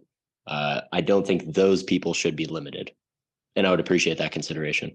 Yeah, Jake, thanks for the comment. One of the things that we're clearly hearing tonight is the difference between the more urbanized portions of the county and the very rural portions of the county. And at least in my mind, I'm already thinking we need to think through a little bit more clearly how to differentiate and create some allowances for the larger parcels. And we will be working on that. So thanks for your comments. Gonna go to Kristen Decker. Hi there. I think it's interesting that Jake came right before me, because I'll tell you that my husband and my family have operated what we call a lodge for 70 years, multiple generations. We have 6 permitted housing structures on the property. We are not zoned residential, but under your description of visitor serving facilities, we have coastal development permits. We've dealt with Humboldt County permit and planning for decades, literally decades. We've followed all the rules. I think that this is such an overreach into non-residential primary use. I think you've had 3 or 4 people already, and I absolutely parrot Brian, who spoke earlier, his comments that this ordinance at a minimum needs to be limited to residential uses. You had on your opening purpose 2 primary purposes circled. One was to prevent loss of housing stock, and the other was to preserve neighborhood quality. And to take those purposes to the point where you extend out of residential zoning parcels that are not housing stock to be preserved in the first place and are not in neighborhoods, otherwise they would be zoned residential.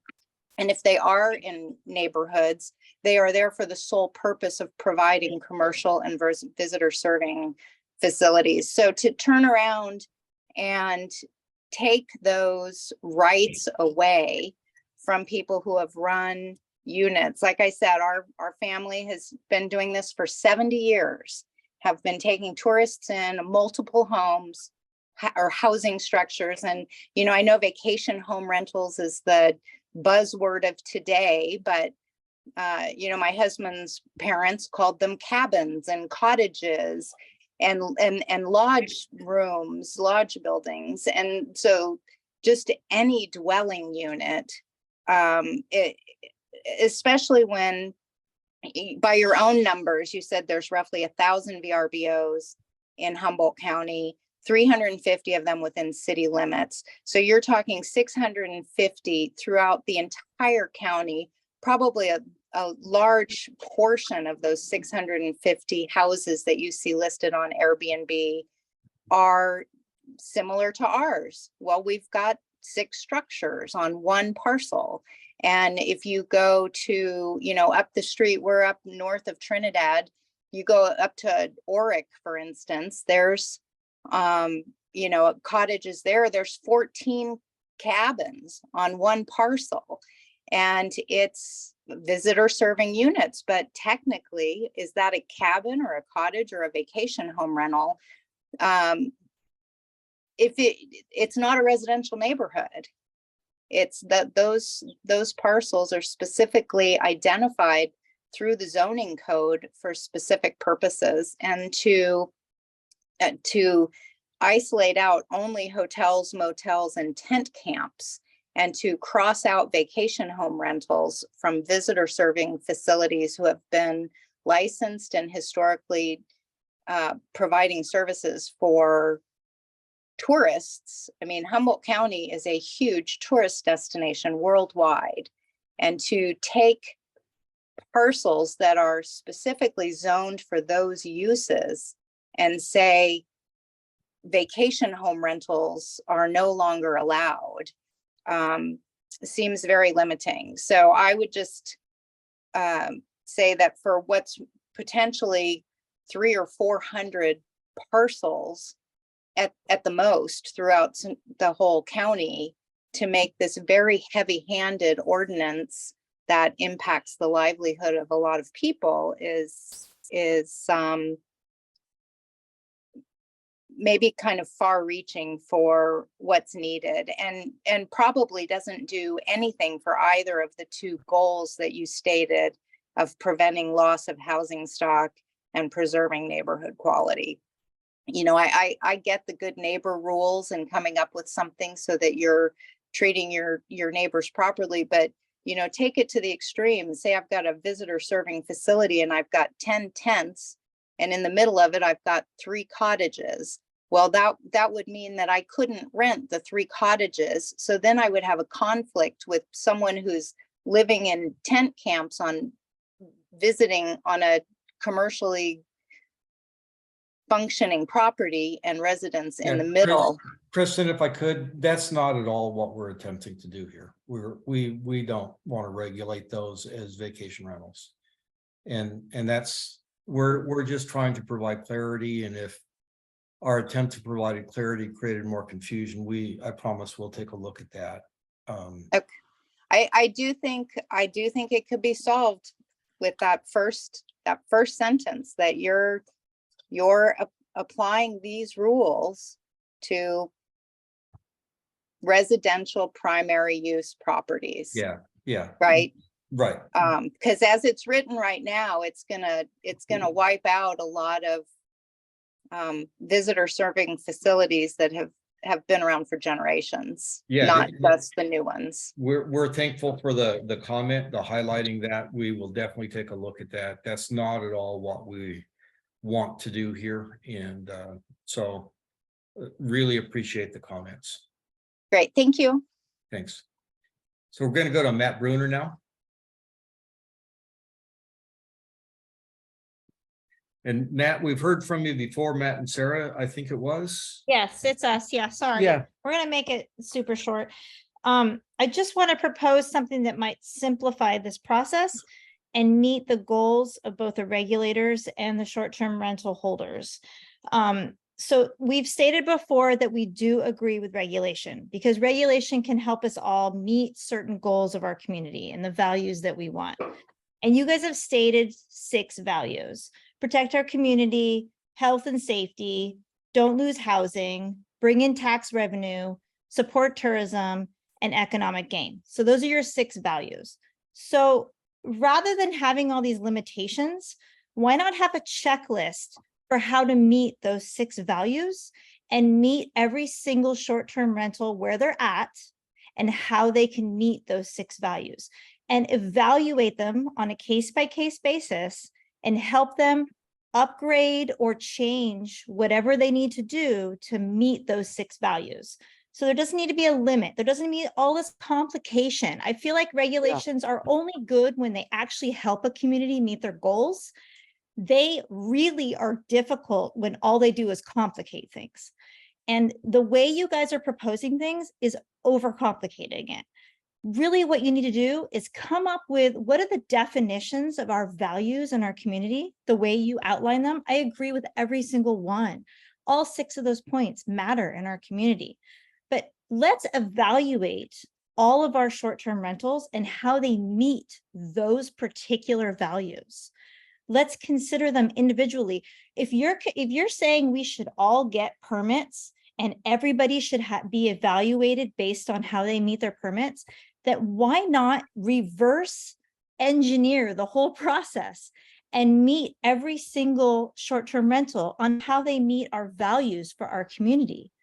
Because basically, this short-term rental situation has come forward because the people want it, not because states and feds and all the regulators said, oh, we should have this economic stimulus. Let's invite.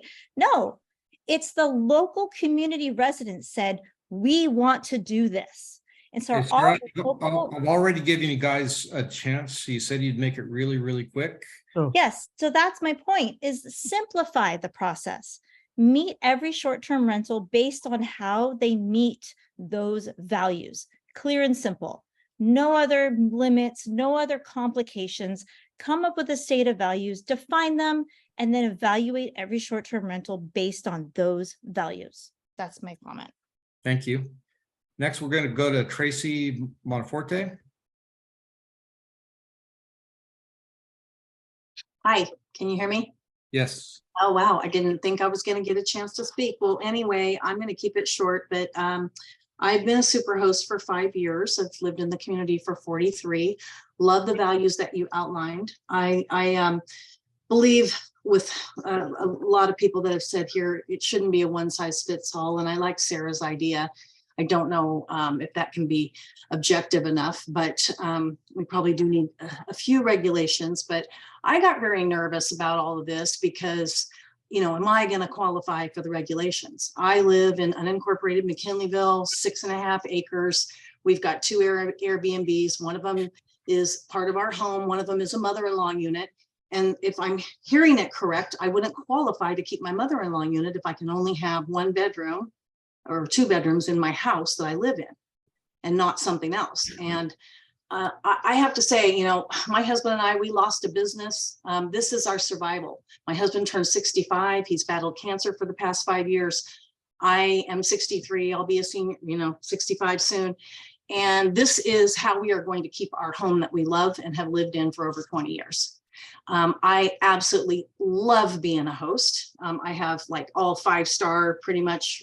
People say this was the best place they've ever stayed. They love the attention that they get. They love the recommendations that I give. I've lived in the community for 43 years. So I send people all kinds of wonderful places where they go and spend their, you know, their vacation dollars in our restaurants and different places in our community. And we provide a great service. And so many people have said that it's an important part of our livelihood. It's an important part of the revenue for our county. We do pay occupancy taxes to the county. That's a, you know, revenue. And I think if you make it so much harder for people to have to afford permits and all these rules and regulations, you know, it is going to make it impossible for some people to continue, and certainly more of a headache than a lot of us want to do. So anyway, I appreciate you listening to everyone, and I would like to know, how are we going to know, are we going to be on an email list now or something where we know where the meetings are going to be, when they're going to be, and how we can move forward so that we can stay in the loop? Yeah, so I guess a couple responses. First would be, if the ADU was permitted prior to January 1, 2020, again, as written right now, it would be eligible, and that you could have both a unit on the property and several bedrooms in the house. That's one of the exceptions to the one operation per parcel limit. And then the second point is that when you registered, part of the registration was putting in your email. And so Zoom, I think, captures the email addresses of all the people that registered. And absolutely, we will let all of you know when we schedule more meetings going forward. Okay, appreciate that. Thank you so much. Mm-hmm. Thanks, Tracy. We're going to go to Barbara Kadlesic, I think.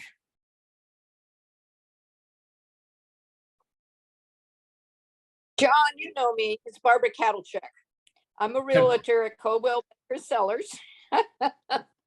And I've sort of been following along, and I think some of the things that have been discussed is things that I was interested in. And I had to step away, so you may have covered this already.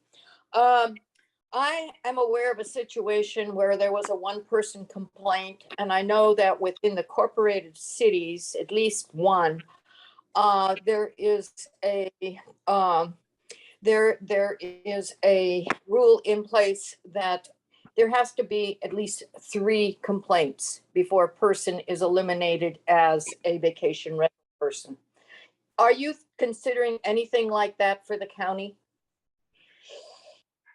Well, we could, and that's a good comment. Frankly, our normal course of action is to ask people to just come into compliance if they've been doing something and we get a complaint. A complaint isn't necessarily the end all be all for a legal permitted use. It is, hey, you're out of compliance, will you fix it? And if you fix it, then it's done. If we keep getting the same complaint over and over again, then that becomes an area where we may need to take more assertive action. But, hopefully what people do. Okay, I'm aware of at least one situation because these are clients of mine. They were actually working through a property manager and for 4 years and never had a complaint. And then one neighbor complained. And as I understand it, it had to do with parking. And there was no way to really investigate this person because they had no idea of who this person was. They had 2 bedrooms, 2 parking spaces. The property's actually on a private road. It's not on a public road. And everybody that's immediately around these people never complained about anything that they did. Yeah. So, this has happened in the past. I'm saying looking forward, that should not be, there should be more investigation before somebody's livelihood is taken away.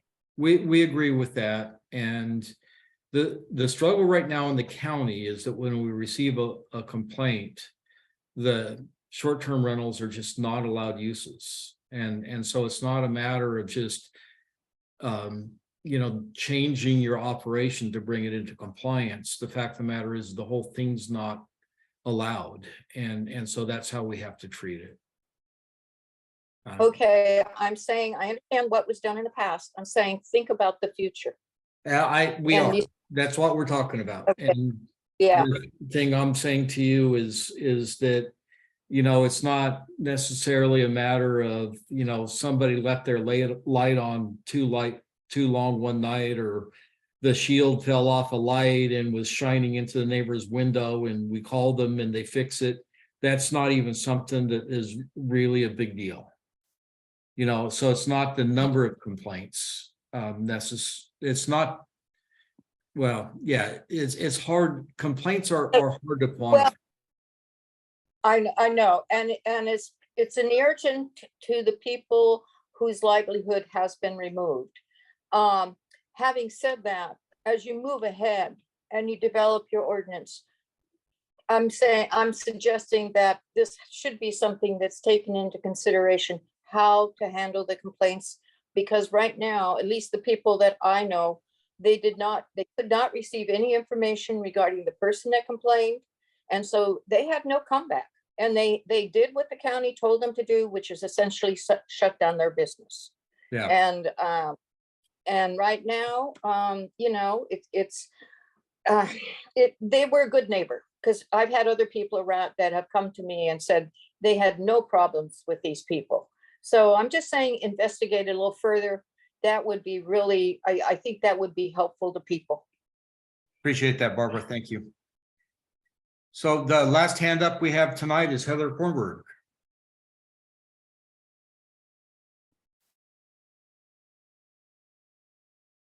Hi. Hi, Heather. hello, John. Hello, Keenan. How are you guys? Thank you so much for your time. Doing well. I guess I'll also just add real quick. I see more hands up, and as does Jacob. We have 7, it looks like, or 8. Oh, yeah, my thing rolled down a little. Sorry about that. Okay. Sorry to interrupt you, Heather. No, that's fine. Just I wanted thought I got to be the lucky last one. So I just really, first of all, I want to say thank you. And I know how much work that you guys put into, you know, first and second drafts. I've read them. And I just want to say and reiterate again how important it is, especially after all the changes that we've seen in the past couple of years, that we start promoting a different kind of economy within our community. And tourism certainly is one of those. And I don't want to repeat what everybody else has said, but it is really important that we provide places for families to come that have pets, that want to do outdoor activities, and encourage those things to happen. And certainly a fallback for a lot of people that didn't make it through the cannabis is using their homes as a tourist destination area. And it's great because we get to show people our areas and our beaches and our, you know, redwoods and everything. So I just hope that we can work together to figure out a nice solution, less complicated. I know it's hard because regulation is regulation, but I'm just hoping that we can all work together to make this one go of ordinances work really well. So thank you. And I encourage people to participate, and I'll be having a meeting with you guys. Thanks, Heather. Thanks. So going back up to the top now is Jesse Noel. Yes, hi. My family has been disrupted for 4 years by short-term rental operations. And, you know, I'm considering now, our home was built somewhere between 1890 and 1905. And the purpose was that it was a short-term rental for, it had 8 bedrooms, and it was located along the train track to Falk. And so given that we've been so disrupted, we would like to be able to convert our place into an 8-unit short-term rental unit, operation. Because you've disrupted the stable community out here, and now it's very transient, and you've increased the fire hazard and the pollution of our water supply and so I'll just leave it at that. Will you, since this operation is grandfathered by age, will you allow us to get the economic value out of it? So Jesse, I think we need a little bit more information than we're going to be able to get from you tonight to give you a clear answer. It's something that'd be better if we talked offline. That's fair enough. Thank you. Going to go next to Danielle Ferguson.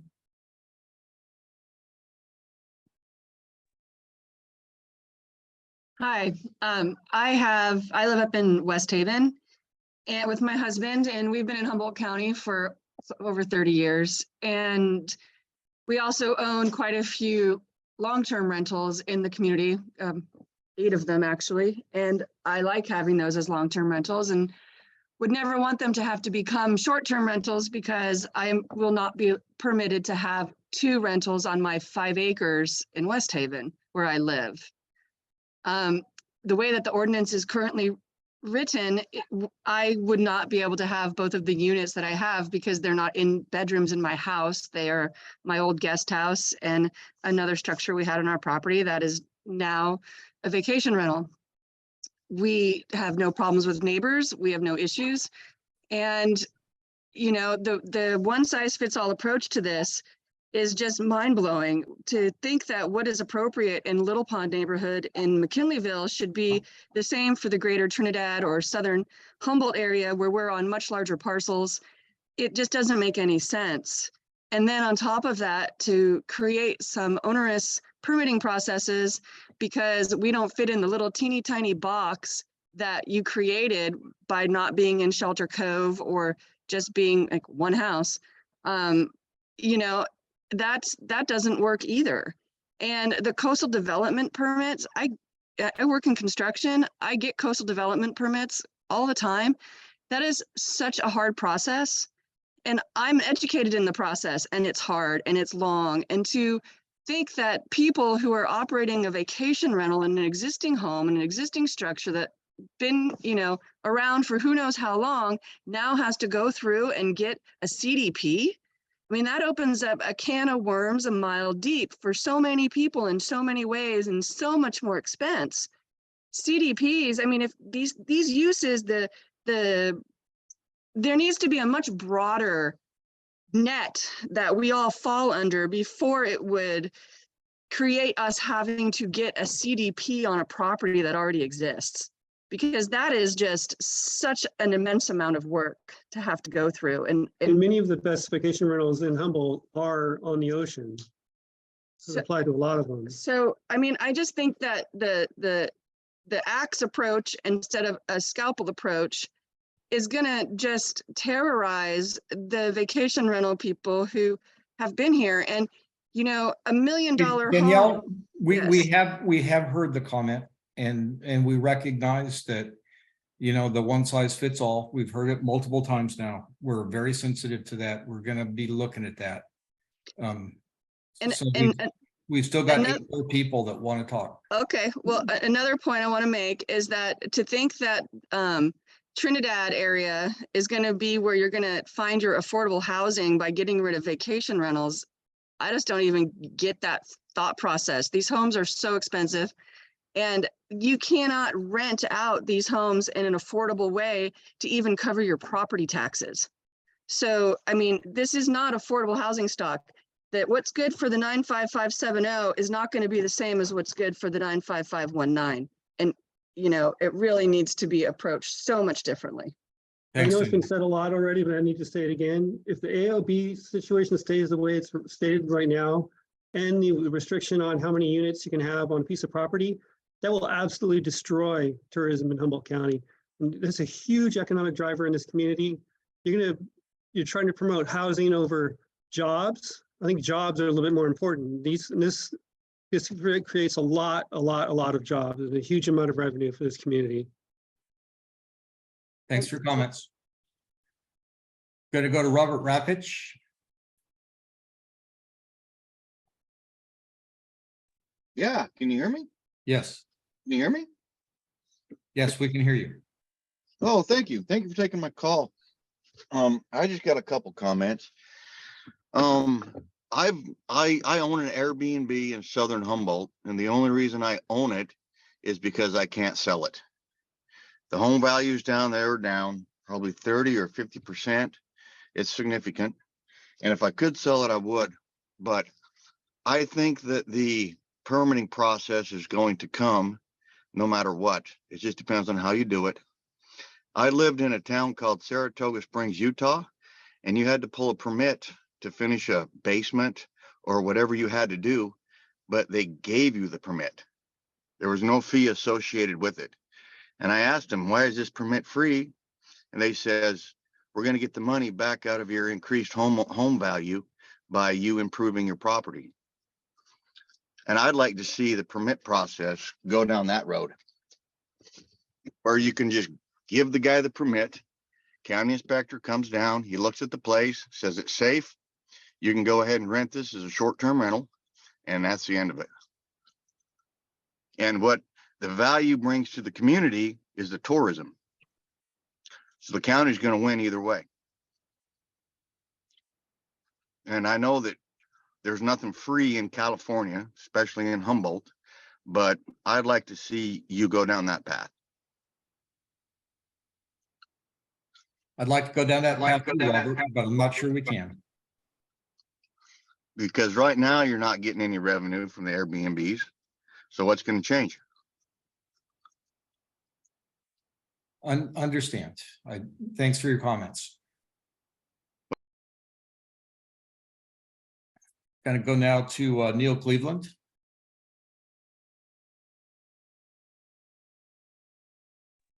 Can you hear me? Yes. Thank you for allowing me to speak. I sent a letter to Keenan, and I'm gonna reserve talking to him. I think I'm understanding way more, and I think I'd rather not take up time talking about my special case. I think I can communicate with him well. I do want to say that I've been through a lot of processes in different aspects of government, and the process is huge. And if you guys can keep going with your wordsmithing, your discussions, and keep rebuilding and working this document, it's a place where people really feel they've been part of it and they've helped make it and construct it, that you can get the best document. And it may not be able to be rushed quickly to planning commission, but take the time to work this out like you're doing now. I think that will eventually distill down, and it will be built by the people and the process. And I support that process if we allow it to work itself out that way. And thank you for allowing me. Thank you, Neil. We're going to go to Mike Gordon next. Good evening, John Ford and Keenan. Can you hear me? Yes. Okay. Yeah, thank you guys so much for the late evening here. So first of all, I've been a resident here for 23 years. I've been a landlord for about 15 years. Prior to COVID, I was a short-term rental through Airbnb for about 2 years. I had a lot of really good experiences, very few bad experiences.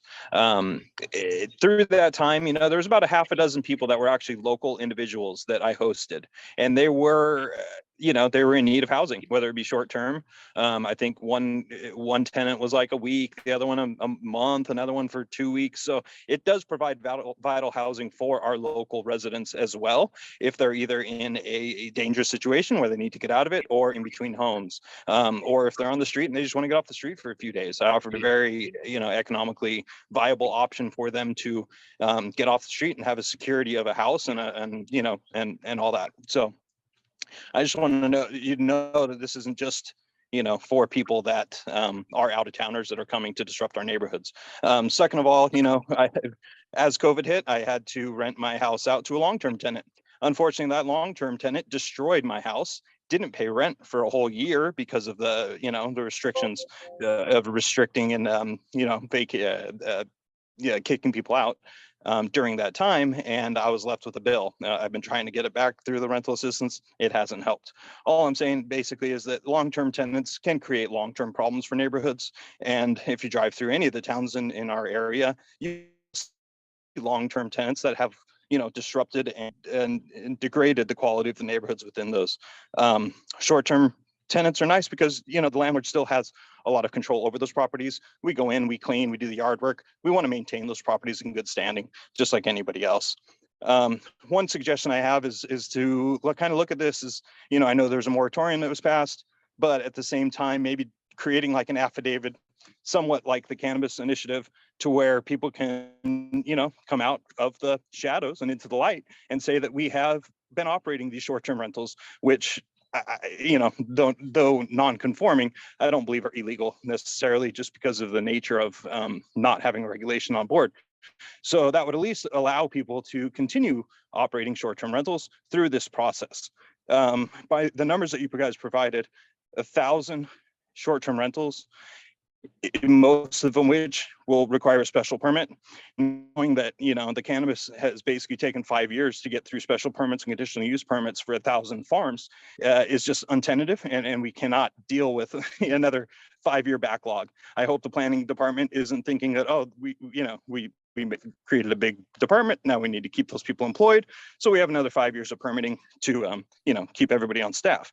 I think to limit that, I think the administrative permit, as Keenan said, was for the least impact. Administrative permits, I think, should be focused on ADUs as well, with owner occupied main dwellings, because those are pretty well controlled, as well as any zones that are in AG, RA, TPZ, and U, since those are more rural properties with 5 to 10 acres to 40 acres to 100 acres, they're going to have way less impact to the neighboring permits as well as the housing stock.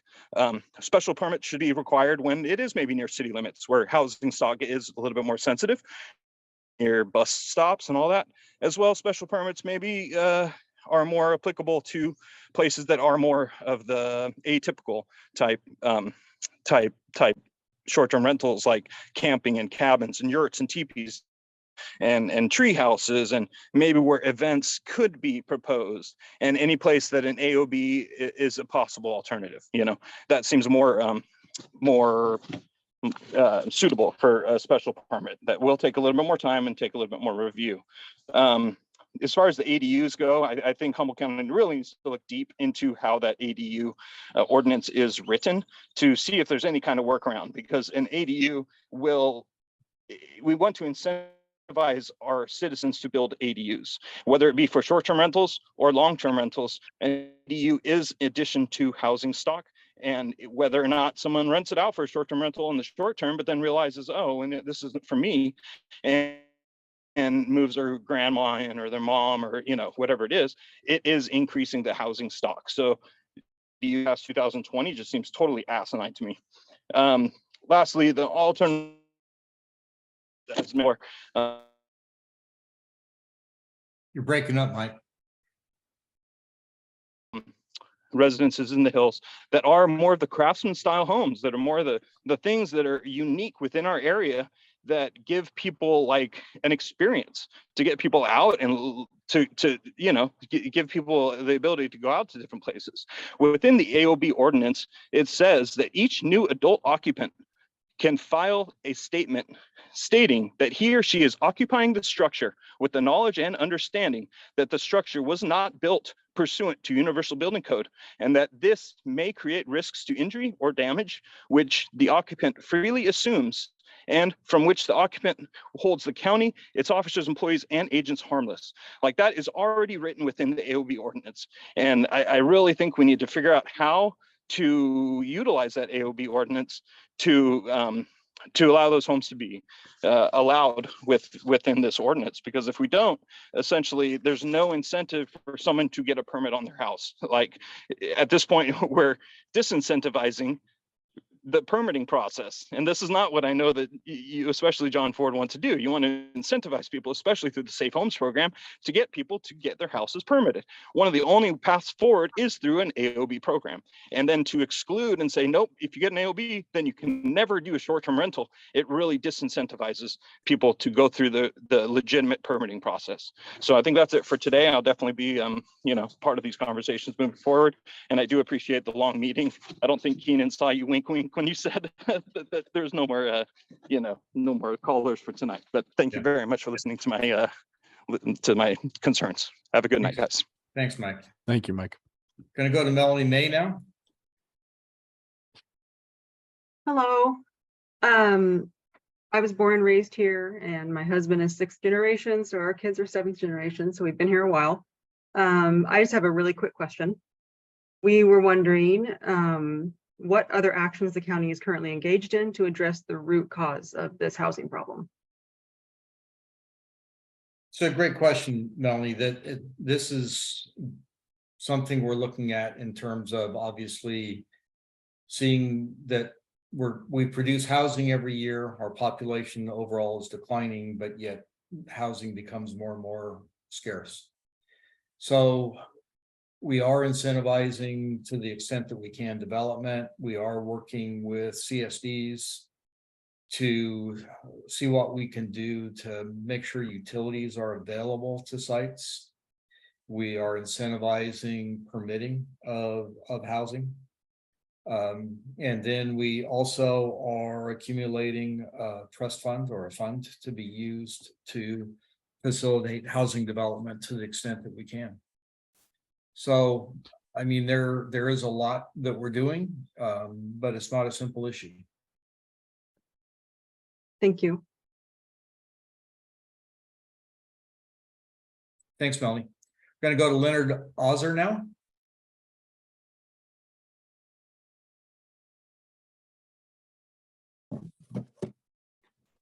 Hello? Yes. How are you, John? Good. Yeah, well, my partner, Chip Titman has come up with a few suggestions. I believe he submitted an ordinance that we have come up with that would address some of the concerns that I have. I have been in the community for several years. I plan on having my retirement years in the area. I took a 27-acre property that was very much in need of some addressing because it was a problem for y'all for years. And I made it into a beautiful property. I took a 100-year-old home and completely rehabilitated it.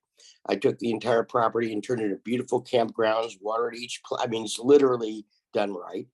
And I'm trying to find in fact, as a matter of fact, a week or two before this happened, we already were addressing this with the anticipation of knowing it was coming.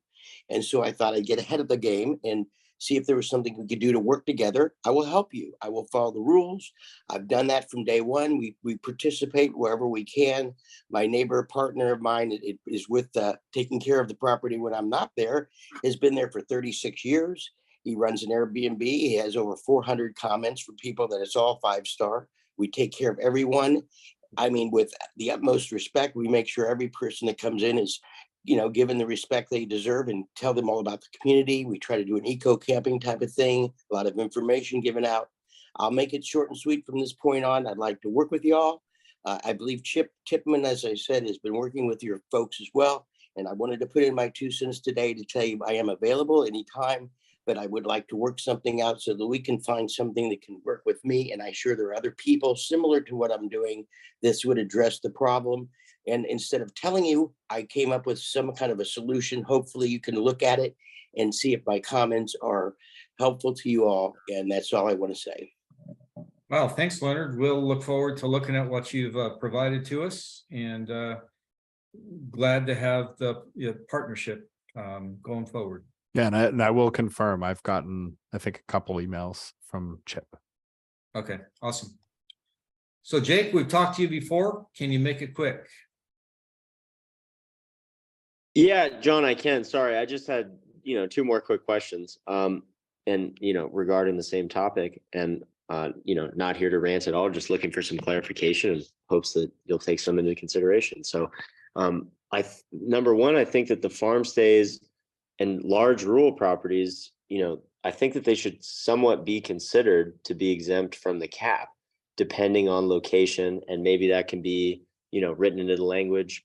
I think specifically for the inland, where you're going to have some of those larger properties in not impacting neighborhoods, I just think that should be considered without a conditional use permit. And the same goes for, large properties and farm stays in the program without a conditional use permit, like you talked about earlier.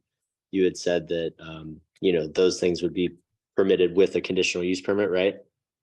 That's where we started this meeting, but you all are changing my thinking. I'll tell you that. Okay.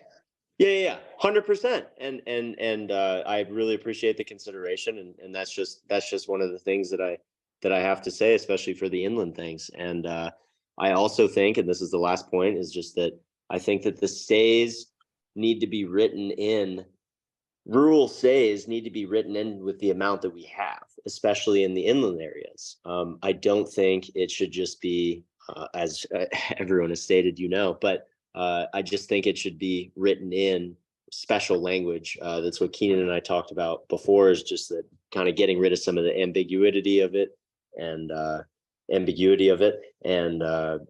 just clarifying those uses, especially on these rural properties where you may have a large parcel and multiple cabins, so to say. So I really appreciate that. And it's nice to hear that you're taking these things into consideration, and looking forward to these meetings going forward. Thank you. Thanks, Jay. Gonna go to Dale Cherney.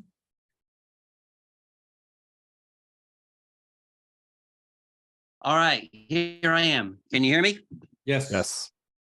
Very good. You said something interesting, that your department does not allow, currently doesn't have permitted use of Airbnbs. You had taken away, say, Linda's ability to do Airbnb, but the tax collector does have a permit process to pay taxes. And so one arm of the county clearly is allowing Airbnbs, and that is the county, and you are the county. So my first question is, how can the tax collector collect money on Airbnbs automatically, in fact? And you say that it's not a permitted thing. Is the tax collector breaking the law? No, the tax collector implements tax code, and the planning and building department implements the land use regulations of the municipal code. They're two sets of regulations, and they're not in conflict. They just put emphasis in different places. And every, I mean, Daryl, I completely get the conflict here. I'm not insensitive to it. But it is just two separate laws. Yes. Cal Poly is bringing in 5,000 new students, and they can't even house the ones that they have. And so we have, the ability for Cal Poly to be permitted on some level, whether it's state or county, to do this crazy increase. We have, if I may create an example, the overwhelming majority of motels in Garberville are drug havens of the fentanyl and heroin and methamphetamine variety. They are permitted to continue to operate even though they're dealing drugs right out of the rooms. And I would say that when it comes to neighborhood quality, nothing has damaged the neighborhood quality more. Garberville is a disaster zone when it comes to neighborhood quality. If anything, Airbnbs assist the neighborhood quality, but our neighborhoods are a disaster. Probably, if I may, nothing has harmed the quality of life more in Humboldt County than the cannabis codes. And I'm not a grower, but nevertheless, everybody's going out of business. The stores are empty. Garberville's a ghost town, and the cannabis codes are generally agreed to be kind of a disaster, changing every week, every month, every year.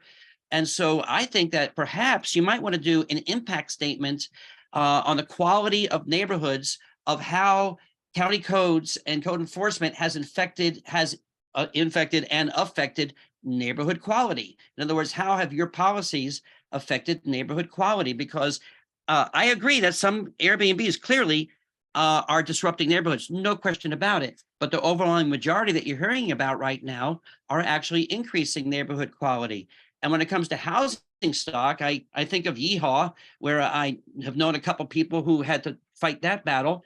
And even though that was a bunch of unpermitted rickety shacks, I mean, I know people right here, in Garberville living in people's garages. There was a church somebody was living in without a toilet, without a sink, because there was nowhere else to live. Now, because of the cannabis calamity and disaster, everybody is, there's plenty of rentals.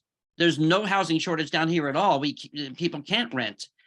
And so what I'm trying to say is that it might be I agree with one of the callers who said, scrap the whole thing.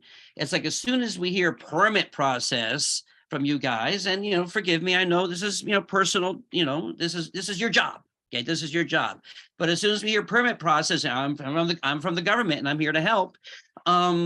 It just sends shivers up a lot of spines. There's a crash going on, an economic crash in Humboldt due to cannabis. There's a crash going on due to the price of gasoline and the national economy. And of course, COVID took its toll. And what do people do when there's crashes? Back to the Great Depression, they open up rentals, they open up boarding houses. It's a traditional, very long time, tradition of avoiding economic collapse, as you have heard here. So I want to emphasize, and I know you put a lot of work into this, Keenan, and you, John, as well, that maybe scrap the whole thing. If it works, don't fix it. And that's my vote. And I thank you for hearing me out. Thanks, Daryl. Thanks for the comment. And next, we're going to go to John Kitchen.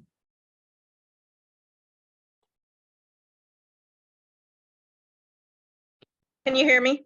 Yes. Yes. Hi, thank you so much for your exhaustive amount of time you've allowed us all to speak.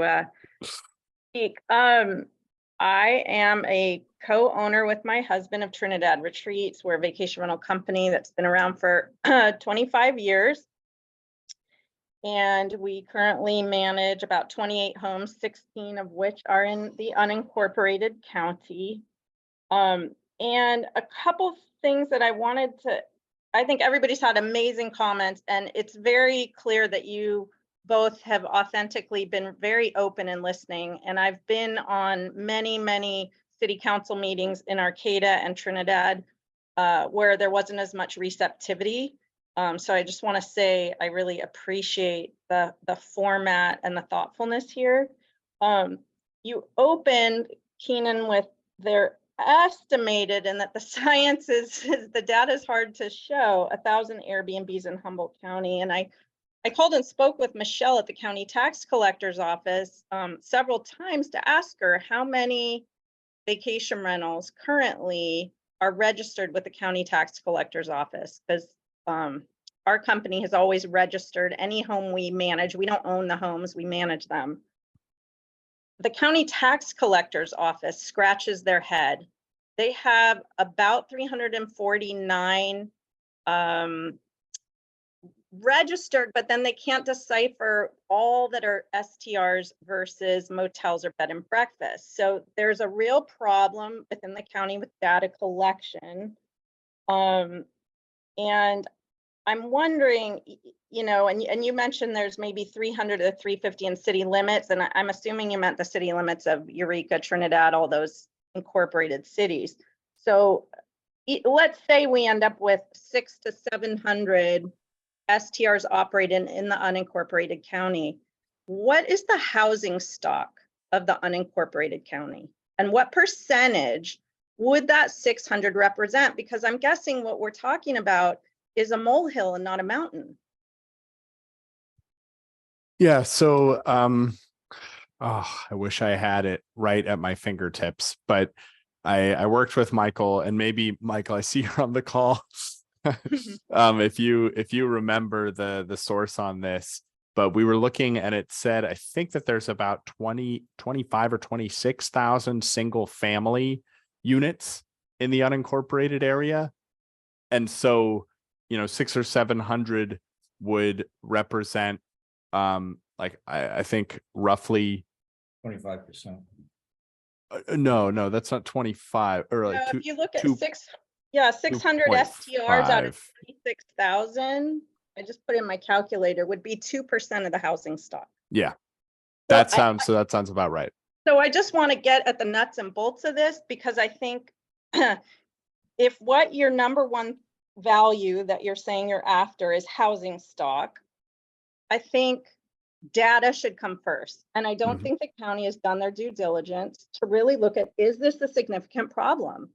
And I think if you look at those numbers and you try to, I understand, because I've operated these for a long time. I understand it's very hard when you have people operating below the radar to see what is really out there. And Airbnb probably is your best source of trying to get a rough number.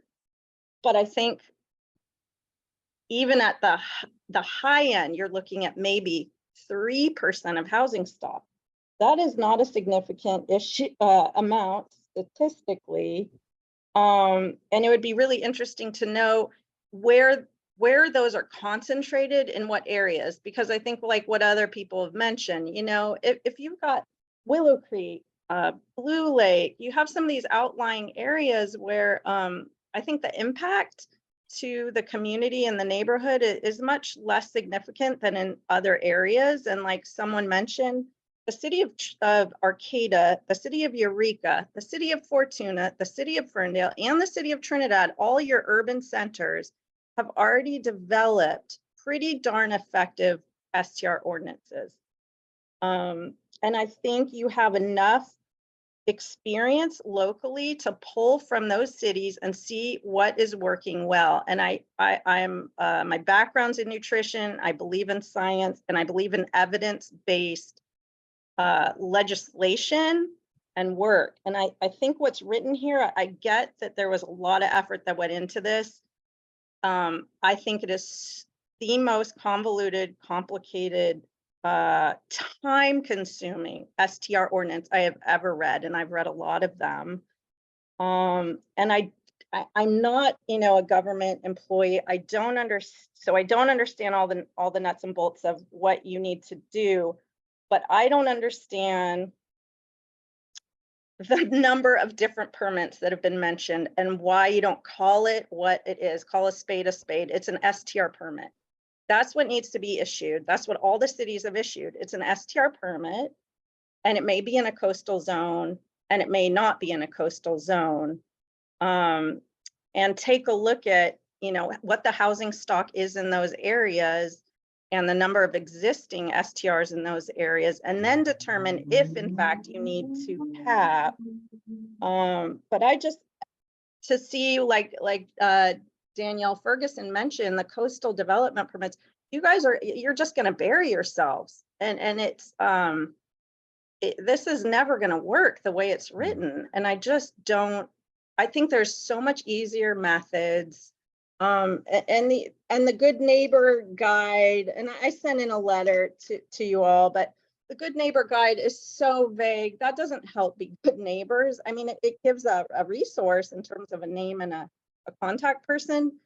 I believe in regulation to a degree. I think you've listened to so many people that are operating these. I think we all need to play by the same rules. That's how you're a good neighbor. We all comply to, here's the noise times, here's the number of occupants you can allow, here's the number of visitors you can allow, to not allow a social event or a Cal Poly graduation barbecue at a house, because what is that? To me, that is a social event or a party, if you will. I think there just needs, the city of Trinidad has a really great good neighbor guide. I highly recommend you look at it and consider adopting something like that. And that as you continue to look at this, that any STR operator, and I hope it goes through an STR permit and not these other permits, that everybody has to have the guest that's booking their home agree to that guide. And that guide's posted in the STRs. That's what Trinidad does. It's a smart rule to have. And I think that's where good regulation can come in. There's so many other things I would love to comment on, but I think everybody's probably a little bit at the end of their rope here. I guess my last thing is with the septic, the maximum occupancy and deferring to environmental health for septic is another thing that I think is really time consuming and going to be a real Pandora's box. The city of Trinidad, you have to get a septic inspection and submit that you have a functioning septic system. And if it needed to be pumped, it's pumped. That's easy. That's easy to do.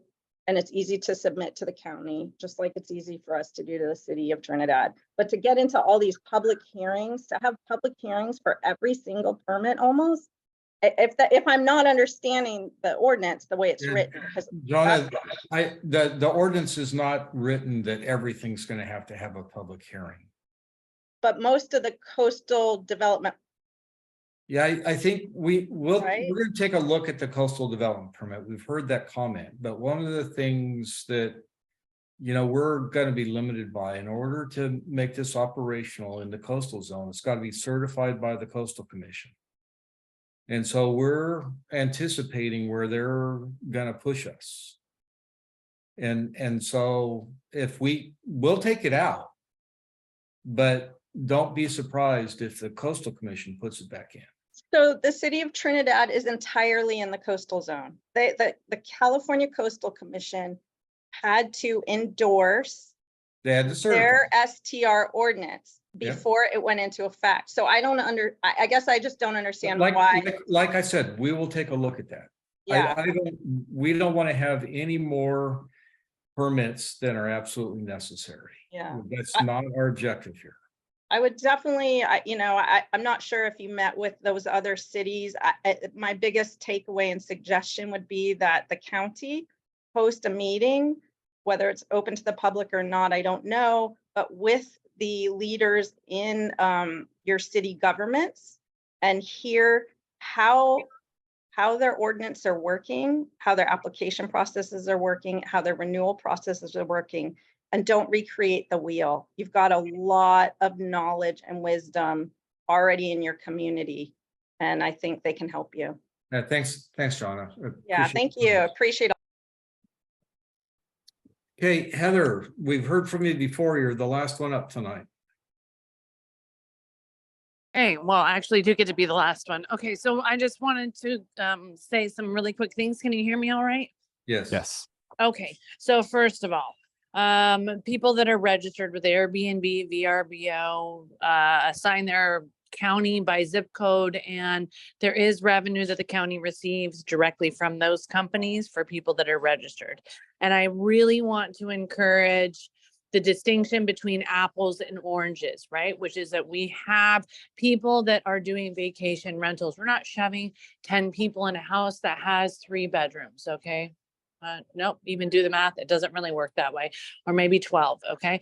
The difference is that when you have AOB houses on farms and things like that, that is completely separate from people that have been actually doing vacation rentals that fit a certain number of people that have been registered with companies that have been paying county taxes. I just wanted to address that because it seems to be a misconception with a lot of people. And those people that haven't had representation through a company like Verbo or Airbnb or any of, there's a number of them out there nowadays. It's important to know that they do collect that information. And if you're not part of that, well, then yeah, maybe you do need to go through a process so that you can be paying the taxes that the rest of us are paying, because we pay a lot. And so I just want to encourage a distinction between the apples and the oranges, and also know the last caller, thank you so much for your comments, but there is a large differentiation between, for example, the city of Trinidad and the community of Southern Humboldt at large. So there's, and it's just like with the cannabis permits, you guys, I know it's complicated. There's a lot of different moving parts. And I think that it's also, in this case, important to distinguish the moving parts. If you want to have people coming and staying on your cannabis farms and saying it's an Airbnb, well, that to me is totally different than someone who's going to go canoeing down the Eel River and wants to park their, family in your house and enjoy the pool and go on the river. So that's all I have to say. And then thank you so much. Thanks, Heather. Thank you. As we close out, I'll put up the screen again that has my corrected contact information. Everyone seeing that? I think so. Okay. So unless you have anything to add, Director Ford? No. I just want to thank everyone for coming this evening to participate in the meeting and to hear about the ordinance and provide such valuable feedback. And we will be in touch about future opportunities to participate, and we will give you updates as the ordinance evolves, as I'm sure it will. And hope everyone has a fabulous rest of your night.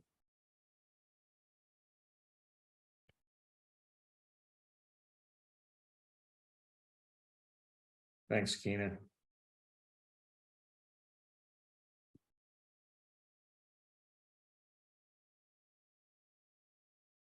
I'll stop the recording.